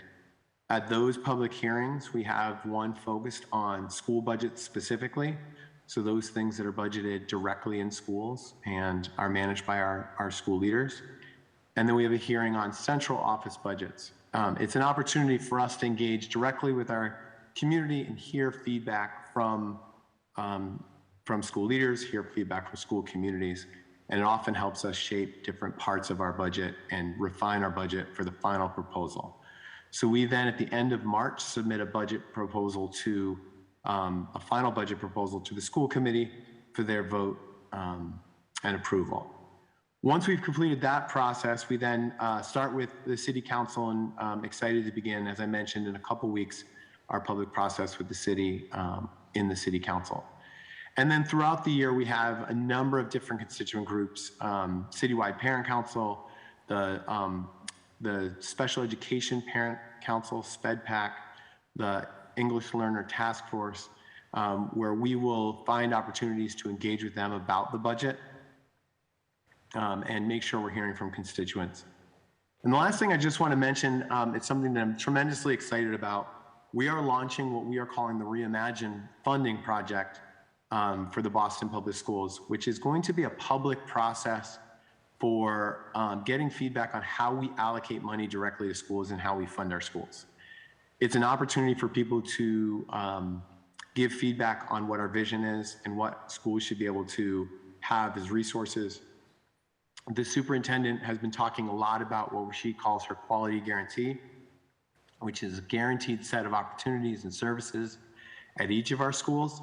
This will be an opportunity for the public to engage in that process. There's so much of our budget that is based on how we allocate money directly to schools. So this is going to be a transformative opportunity for us to engage directly with the community on what their vision is for how we allocate to schools and how we can ensure both our racial equity strategy and then also our educational strategy can be merged in our funding allocations. And so that leads to the second question, which is how does the department determine and reflect the mayor's priorities around racial equity in our budgets? Dr. Charles Granson, who's our Chief of Equity Strategy and Opportunity Gaps, has done tremendous work to embed the racial equity planning tool, which is a relatively new tool that we use for planning for all projects and all major initiatives at the Boston Public Schools.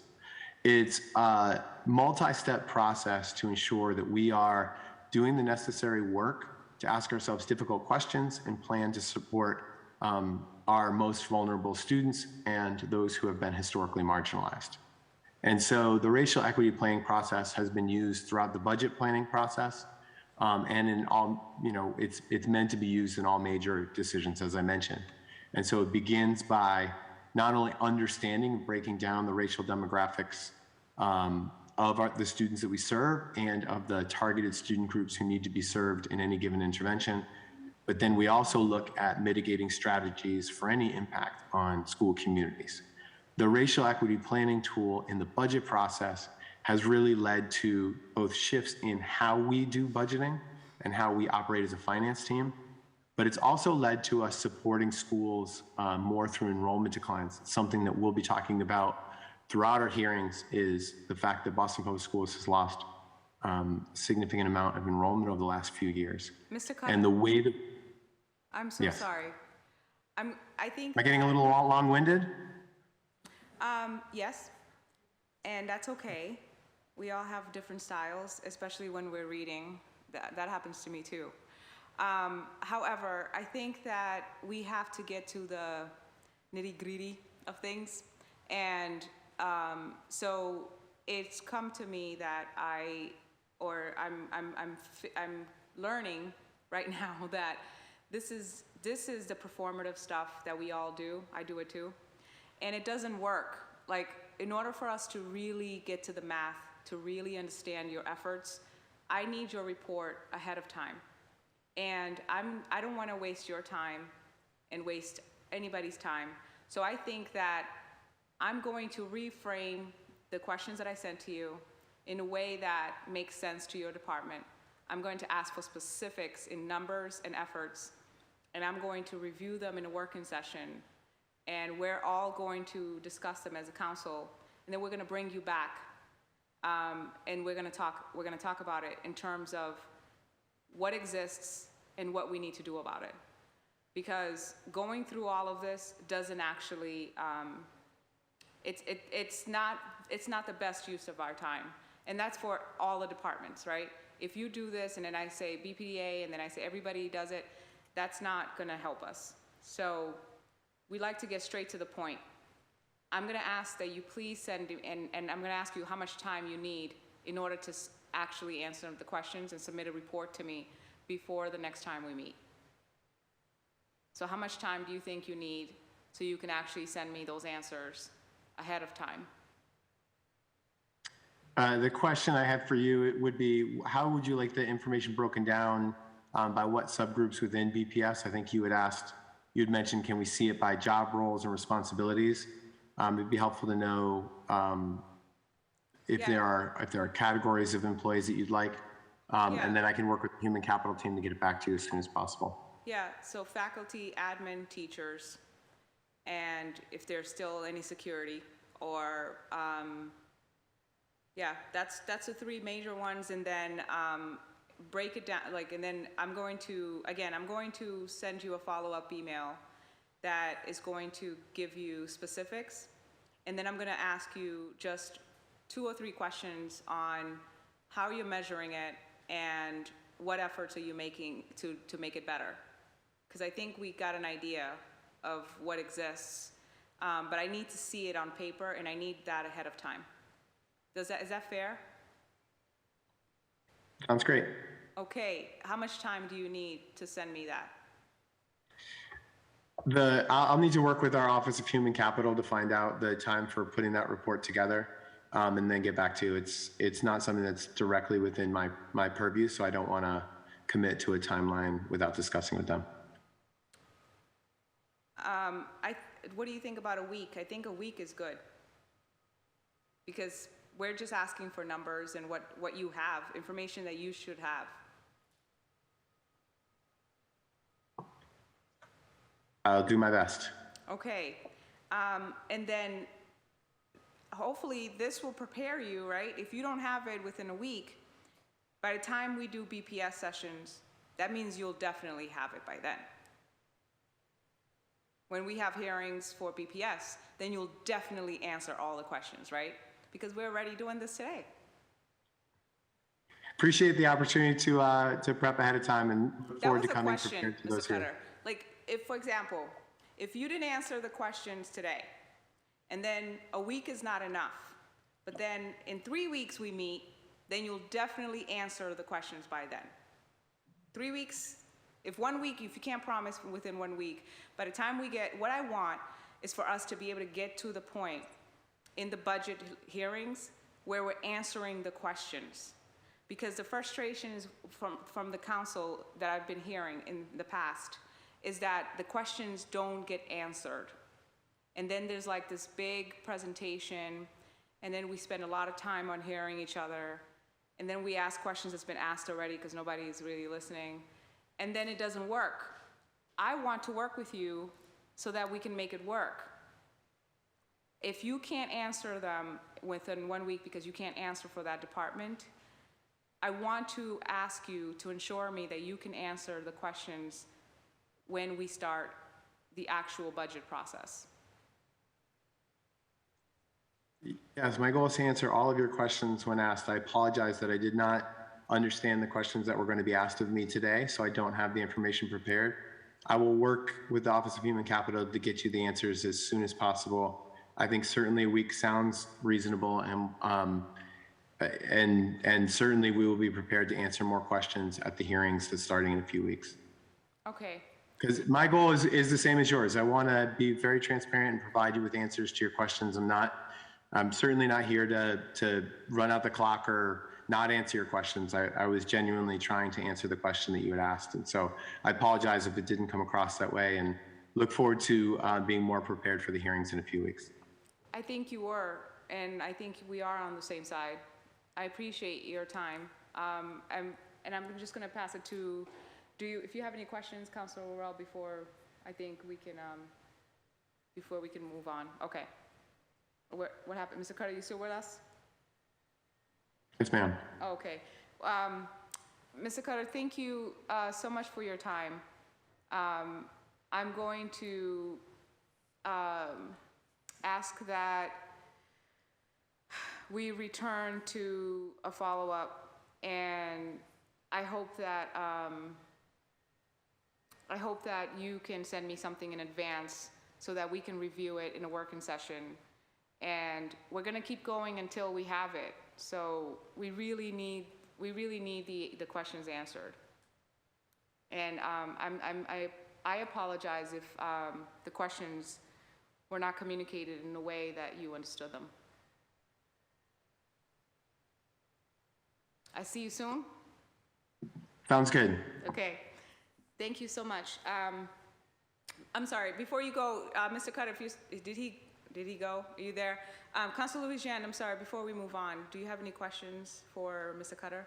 I don't at the moment. Sorry, I had to step out for a call. I did just a pin, something that I am very much interested in learning about, the resource allocation to recruitment and retention of teachers of color. It's like vitally important that we put our resources as much as possible there. So during the hearings that we'll have during the budget season, I'm going to be very excited to talk about that. So thank you.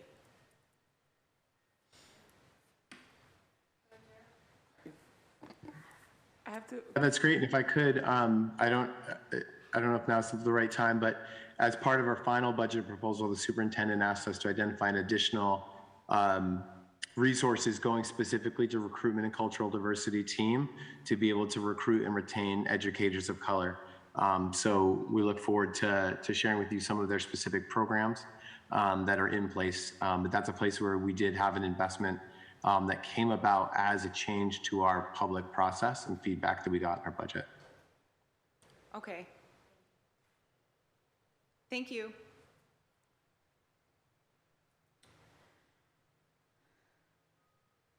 Can we hear now from, I'm sorry, we do have to go to a public testimony because they've been waiting, and one, I think that someone is on a schedule to leave. So Armani, if we can add Armani as a panelist so that we can hear from him. Hey, can you hear me okay? Welcome. Please introduce yourself and give us your testimony. Hi, thank you, Councilor Fernandez Anderson, for having this hearing today and for inviting me. My name is Armani White. I'm the Director of Municipal Democracy at the Center for Economic Democracy. And we were co-chairs in the campaign for a better budget, along with Right to the City Boston and Families for Justice Healing, who wanted to be here today, but were unable to make it. What I'm testifying today about is to continue this conversation that was started when Councilor Edwards advanced a charter amendment to change the city's budgeting process. We were proud to advance the Better Budget campaign and see over 88,000 residents of Boston vote in support of improving the budget process. And so I think that those votes in this discussion today is in the spirit of improving, as you, Councilor Fernandez Anderson, have said, the budget process to make it more equitable and have more input from residents. So we're proud to be working with the administration and with you, Councilor Anderson, and other councilors on the participatory budgeting process that will be coming soon as a element of how we'll bring budgeting and equity to the community. So just really excited for this year and proud of the commitment that we're hearing around equity. And I know we have not seen the new budget and that's coming out, but we're just really excited to have participatory budgeting, but then also in general, a focus on equity and racial justice in this budget. So thank you so much for having this hearing and for inviting us. And yeah, we'll be looking forward to more of these soon. Thanks. Thank you so much, Mr. White. Do we have any more people on the panel for public testimony? Anyone else?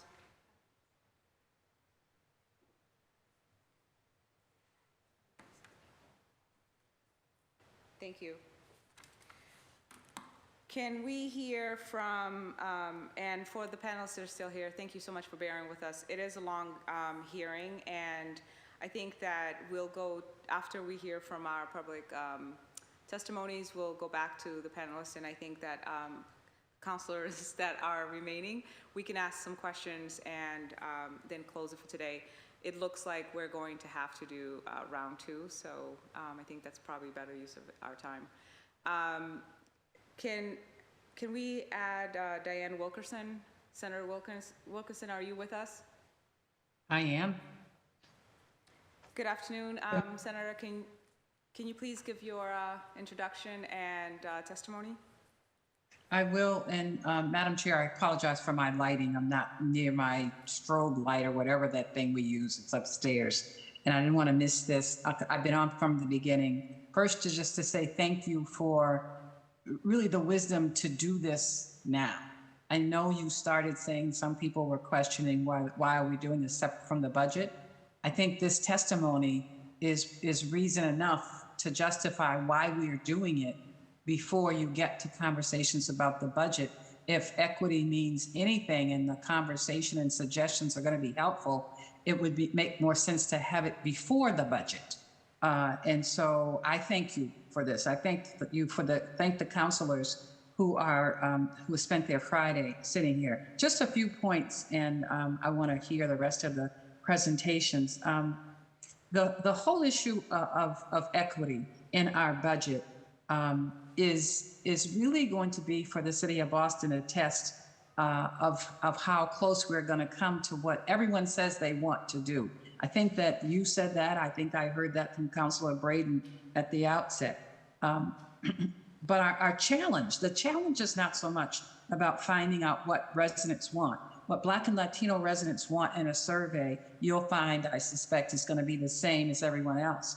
Our issue is how we get it, because how it's been provided and how the services have been distributed clearly hasn't worked the regular way. So we have to do something different. And I think the first different thing we do is to have a conversation about this before you get to the budget. So again, I thank you for that. The other point is that just by way of focusing the attention, and I think Councilor Worrell was touching on this. You know, we talked a lot about what support the city gives to its people. What we haven't talked about is how the city spends its money. And the only way that we're going to get to true equity and outcome is through procurement and through better management, focus, and monitoring of how we're spending our money. And I hope that is kind of top of mind for you. The city of Boston has nearly $700 million on an annual basis that it's spending in contracting. And, you know, the last time we counted, I think we were at a half of a percent, or maybe a total of 1% for Black and Latino businesses. And so one of the things that I would flag for the council is that, number one, it's been a challenge for the community, for us. I know I have made 3 written requests at this point for an update on city spending for Black and Latino businesses during COVID. If we just looked at the last 2 years, and I think the city is close to $1 billion and maybe a little over $1 billion in COVID spending just in the last 22 months. I think it's a legitimate, appropriate question to ask how we spent it, how we are spending it now. Because the one thing that is different, has been different for the last 2 years, is that we've been spending, the city's been spending this money, the COVID money, in a declaration of emergency, which means they didn't even need to have a bidding process. That means that there are a lot of agencies and departments in city government who picked up the phone in their procurement office and called somebody, some company, to say, we need X. And so we have a right to know who you called and how much you spent on them. We haven't had a report since January of 2021. And there's lots more money to spend. And I would think that part of the budget process for you, Madam Chair, I would ask, is that you consider doing a hearing of all the city's procurement officers and getting them before the council so you can ask them what's the process? How are they making their decisions on how they spend their money? It's wonderful that we are giving support to so many businesses around technical assistance, but the bottom line is, how many of those businesses are we doing business with?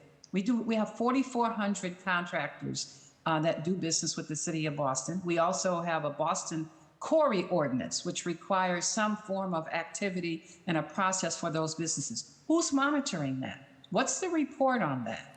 How much money is the Boston Public Schools spending and all of their core expenditures with Black and Latino businesses? How much money is the city of Boston spending? And if they can't answer that, they can't answer.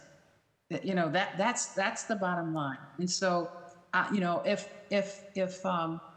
the certification process for Black, Latino women and businesses doesn't lead you to business, I'm clear that it helps you get technical assistance money, but that's not what businesses go into business for. They go into business to get contracts and sell goods or services or products and make money. So that is the question. What is the benefit of certification in getting contractors of Black and Latino and women businesses business with the city of Boston and all of the BPD, the BPS, the Boston Fire Department, and the BPDA? I think I would ask you, my final question, Madam Chair, is to ask them to report how much they've spent. We don't know that, none of this makes any difference. That's how we get to equity. Thank you. Thank you so much, Senator Wilkinson. Can we hear next from, I think, Katie Grant?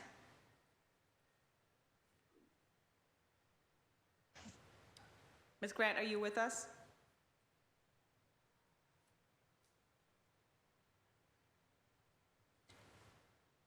Okay, we'll move on. I think that, my next set of questions were to go to our Chief of Equity, and she's obviously had reasons to leave early. Unfortunately, this hearing does take time. It was scheduled from 10 a.m. to 1 p.m.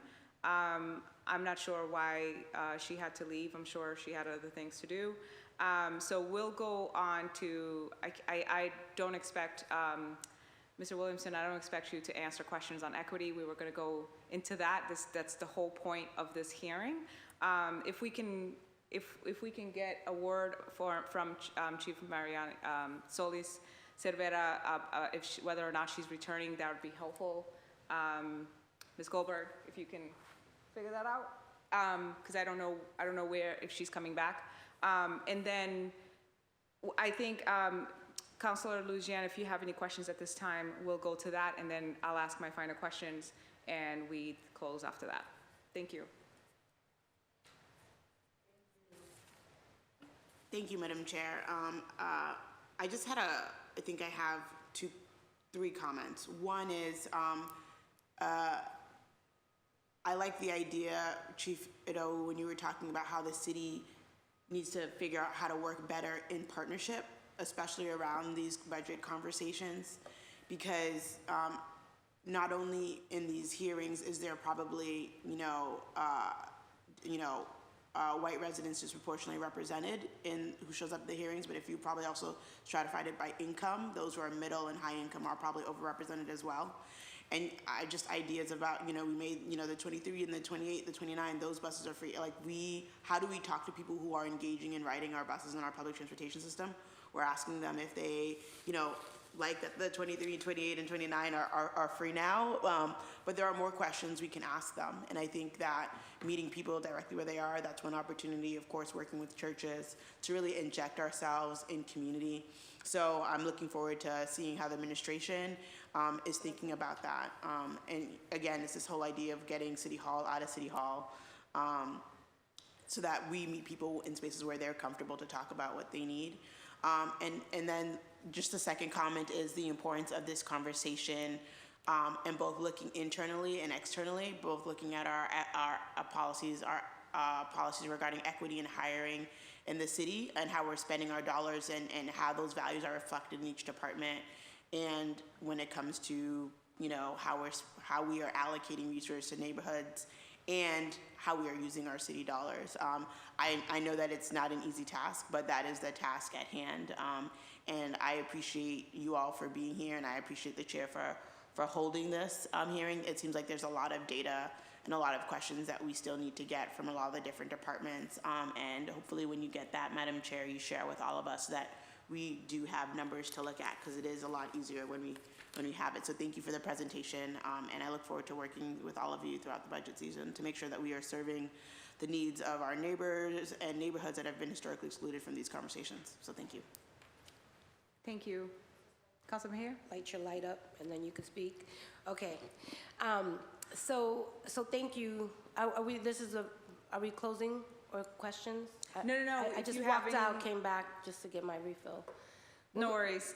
Questions, if you have them, okay. I'll have some final questions. I think we need to still address BPDHC, and then we'll... Yes. So, okay, just some things for us to ponder on, right? This is the challenge that I'm hoping we can all lean into. I do really appreciate the effort that is made to engage folks, and to Councilor Louisiana's point in regards of where we find folks.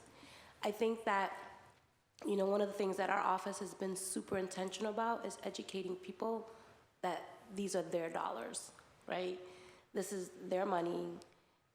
While we've been elected to vote on the budget, the fact of the matter is that the folks need to inform that, right? So I do appreciate the Zoom options. I think that there is a lot that we can do in terms of civic engagement that goes beyond just hitting the streets.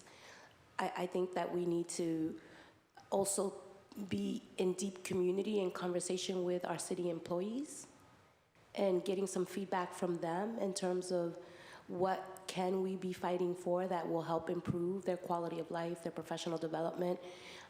So I think that there is some opportunity there, especially around the fact that we have a lot of work to do to increase diversity.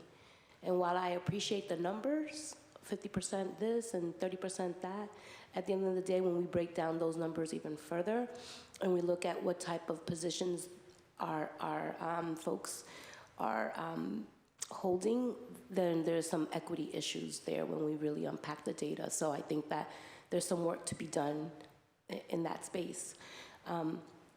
And the other piece that I just would like to uplift is that this will be my third budget season situation, right? The first one was crazy. The second one, I learned how it works. And this one, you know, I think it's going to be really important for the administration to recognize what this moment is calling for and to meet that moment with a big dollar amount. And I'm going to encourage Nate, if he's still on, in particular, Mr. Kruger, are you there? Yes, that's right, Nate. I'm not sure if you're going to survive this series of education budget, but I'm going to ask, especially BPS, because I am the chair of education. Look, when it's time for us to ask our questions, I really would like very yes or no answers. I don't want to spend my 7 minutes being held hostage by one answer. I'm just not going to tolerate that, and I want to go on the record to let you know that if that's what I'm going to hear, I'm going to be interrupting every step of the way. So I want to just put it out there for anyone who's listening, because that is what has been my experience, and every budget hearing that I've had to endure is that we get held hostage, and then 7 minutes are up, and I still have a whole bunch of other questions, right? So we're not going to do that.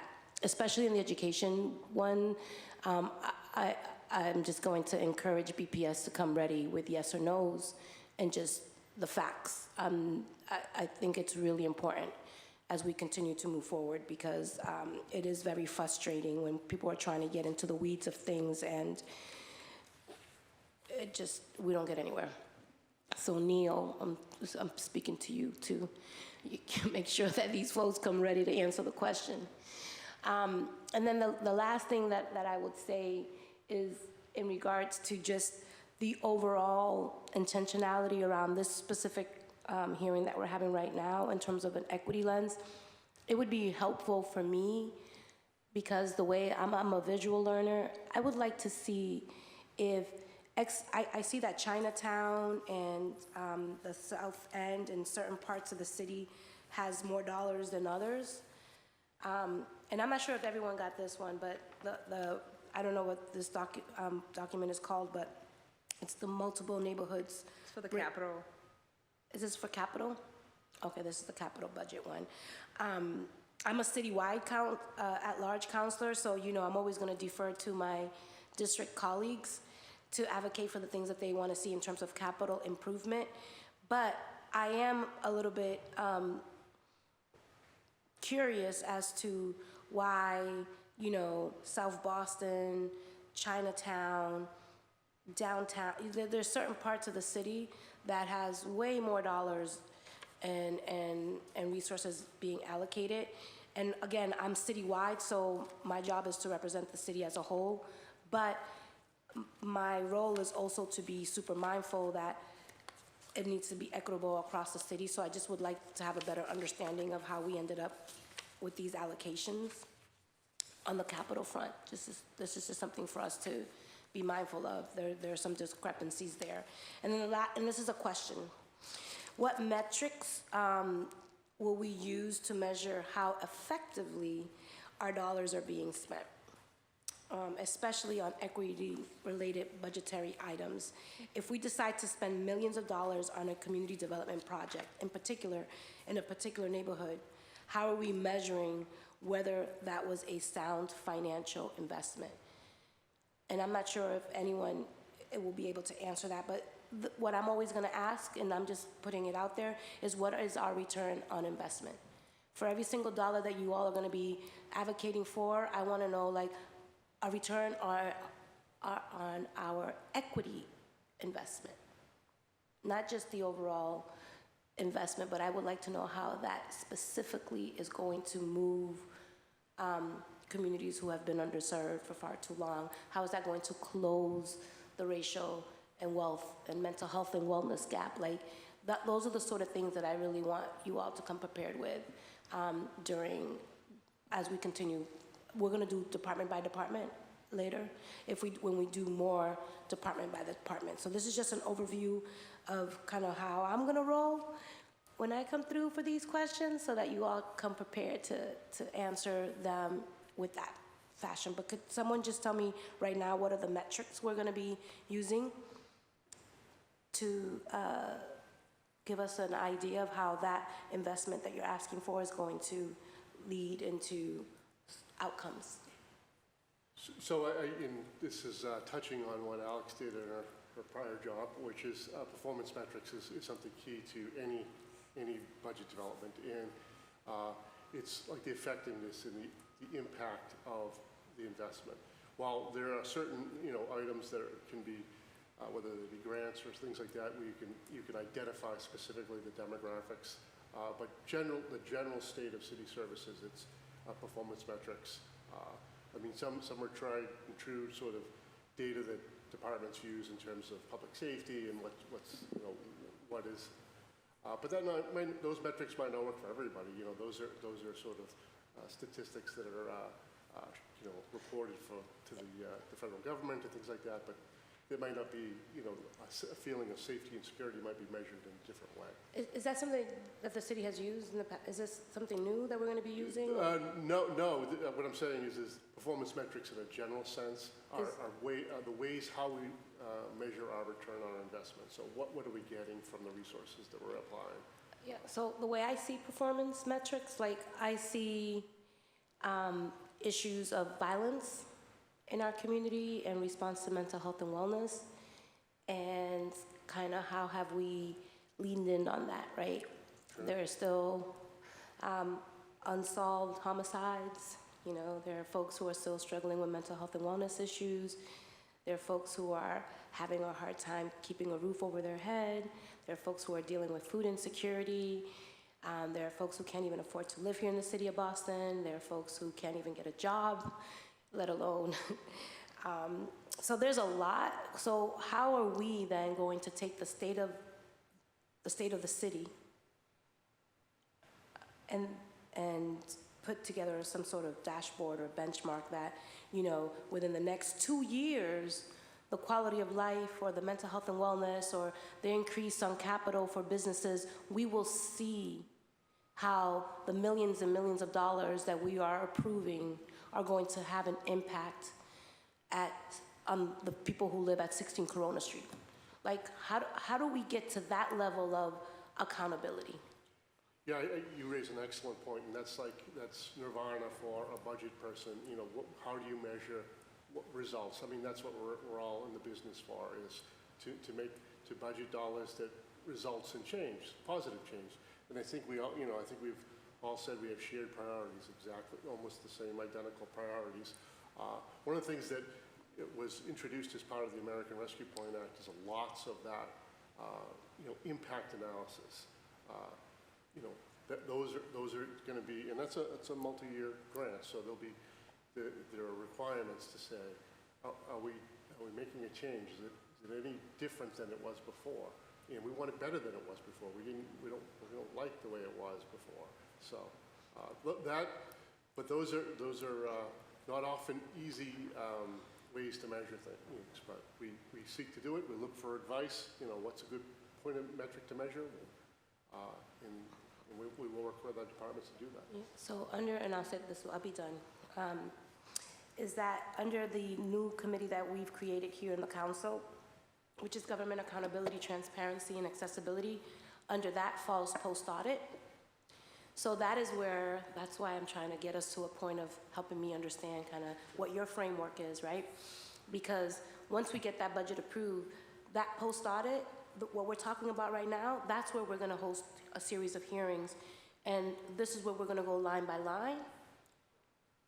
How do we measure success and impact? And I'm going to want to hear from people who are living all of these realities that we've been talking about and see, has their quality of life has improved? Because we're being held accountable every year when we approve this budget.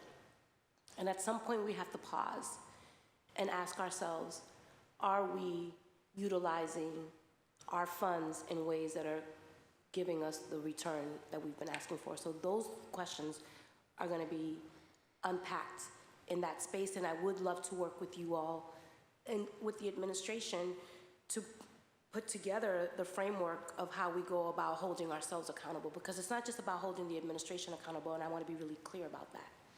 It's about holding the city as a whole accountable, and that includes us as city councilors, right? Because to Councilor Fernandez-Anderson's point earlier is that there's always been this, and this is really an opportunity for us to all hold ourselves accountable to the city as a whole, and so that is the spirit in which I want to operate in, but I think it's really important for you all to understand kind of like the things I'm struggling with so that we can work collaboratively, you know, alongside the chair here, who's really holding us accountable and making sure before you get that money that you're very clear on how you're going to use it, because then when it transitions into the post-audit, she and I are going to talk, and we're going to say tit for tat, where's our money at? And that's the level of accountability that this moment requires, and I'm hoping that as you all continue to think about and prepping to be in these hearings, that we come with that level of framework. Thank you. So thank you. Thank you, Councilor Maher. Appreciate that. So we thought about this hearing, and we said that, you know, my team and I and some councilors, we said, what about equity? How do we start looking at the budget with an equitable lens? And we've thought that the first hearing in introduction to our budget season should be about equity. And I think that the questions that we posed were predominantly framed around equity. You came today, you presented, and Chief Idiwo, thank you so much. You really touched on those efforts about equity.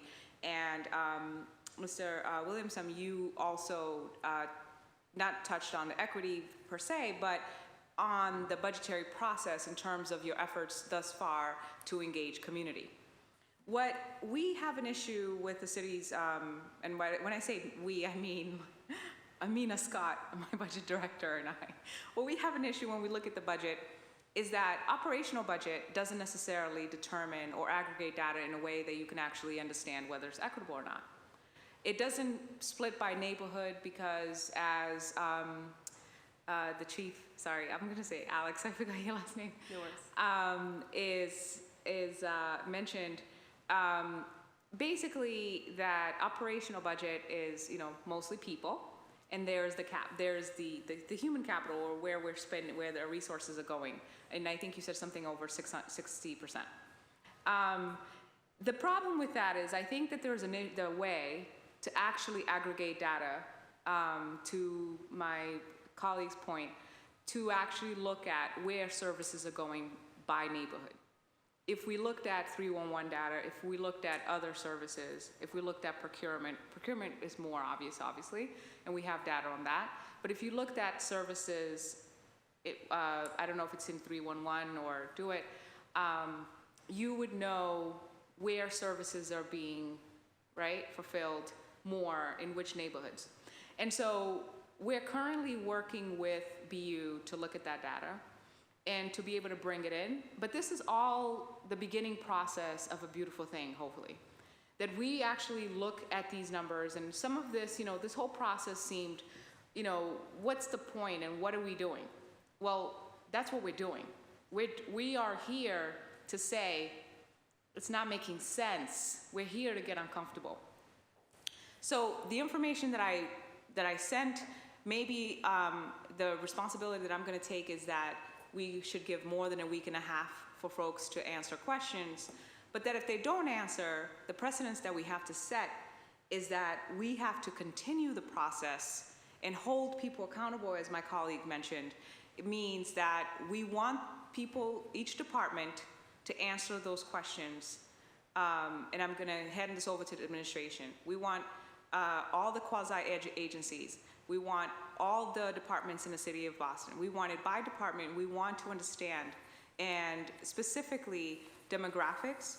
We want to understand what roles they play. We want to compare the wages for all chiefs. We want to compare them by demographics. We want to compare them by wage. We want to compare them by sex.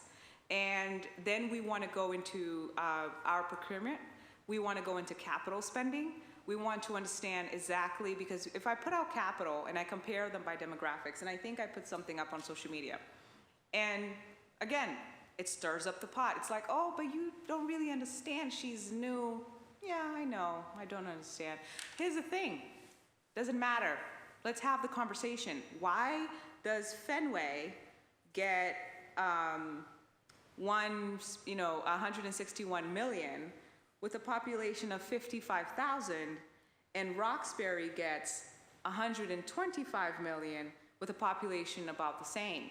So I think that those comparisons are important to talk about, because we want to really look at what are the metrics. If we know that the need, if the budget is coming, for example, the 400 million, almost 400 million that came in ARPA, if that is coming for a specific inequity, for a specific disenfranchised population due to COVID, then how are we spending it so that we can ensure that the populations affected are actually getting it, right? And so when we look at capital budgets, say, well, those are promises over 5 years. Well, yeah, we broke those down. We looked at, what's carrying over, committed carryover. We looked at what is being allocated in FY22, and then we looked at the sum total. And still, it doesn't add up. And so it's not about, okay, if I don't understand, if we don't understand as a community, teach us. And my job, I think, is to facilitate that process so that we can all understand, right? So that I can say, well, I get why they spent so much more money. And when you go to Dorchester, for example, much less, 146 million total with the carryover, and their population is 126,000 people, right? More than double of Fenway, more than double of Roxbury. So we want to break that down, and I think that some of the questions about equity, most of them was about equity, engagement, right? We talked about how are you doing professional development, how are you reaching people, how are we understanding this, how are you breaking down the data? And today, our chief of equity had to leave early. She had to come late, a half hour, but she also had to leave early. And so on our part, we're gonna do a better job in scheduling. I thought we did a good job, but we'll work at it. We'll do more, and we'll work together so that administration and counselors can get together. And even if the other counselors are not here, I don't care if no one shows up, as long as the admin and Ways and Means is working on breaking this down and looking at the metrics. So my questions are too, we know there's no metrics measuring equity. We understand that there is nothing that shows us that since racism was declared a public health crisis, we have not implemented any study or any metrics or a proper dashboard, not the one that exists, that actually shows you the growth. If we're actually building inequity, if we're actually investing in the marginalized communities, we don't have that. And I want to understand the growth. I want to understand, how do we monitor this stuff? How do we know that we got better at it? Procurement study came out. How do we know we got better at it? Employment, we know that it's majority white. I looked at the numbers. We also know that white staffs gets more money. We also know that men get paid higher. We know this stuff. But we want to look at what can we implement. We want to talk to you and look at what can we implement to ensure that there's fairness, that there's equity. And I think that's the next conversation.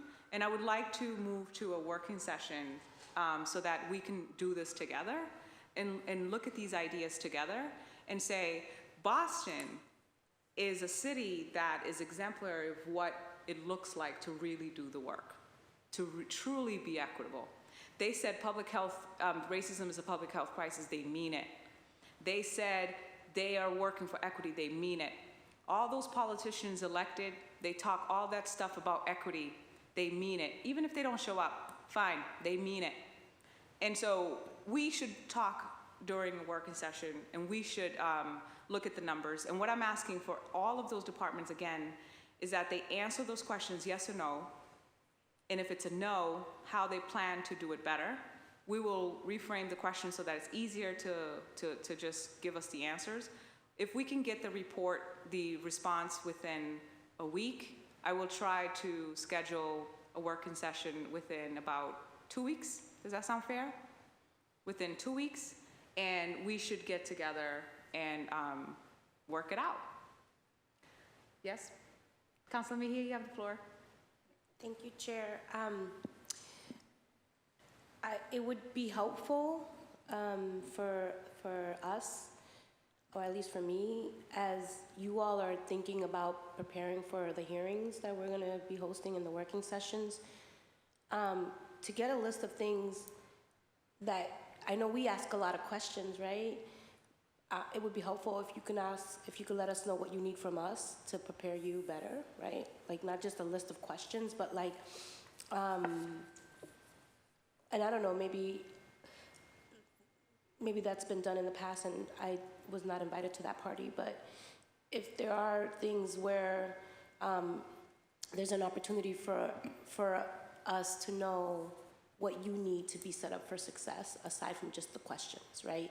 Like, I want to manage my expectations. If there are things that I'm asking for that you absolutely have no idea where to find it, like, it's better to know that, right? So that we can help, at least when I come into these hearings, so we can set you up for success, right? Because everybody's going to be looking to us to hold you all to the feet to the fire. But it's important for IGR or somebody to give us some sense of direction of, as we come into these spaces, what do you have access to and what you don't? Because to Councilor Fernandez-Anderson's point, like, we came here, you know, and I don't know if it was a preparation issue or what the case is, but there is an expectation that when you guys are going to be hearing and spending time with us, whether it be working sessions or whatever, that there's a sense of, like, even Nate, I don't mean to keep calling Nate out, but, you know, that's what I'm going to do, Nate. I'm always going to call you out. You know, he wasn't prepared for some of the questions that Councilor Fernandez-Anderson had put forth. And so I think that there is an opportunity for us to either manage our expectations or for us to rise to the occasion, right? Because I think it's important for us to know what is possible and what is going to be difficult so that we can support you all too.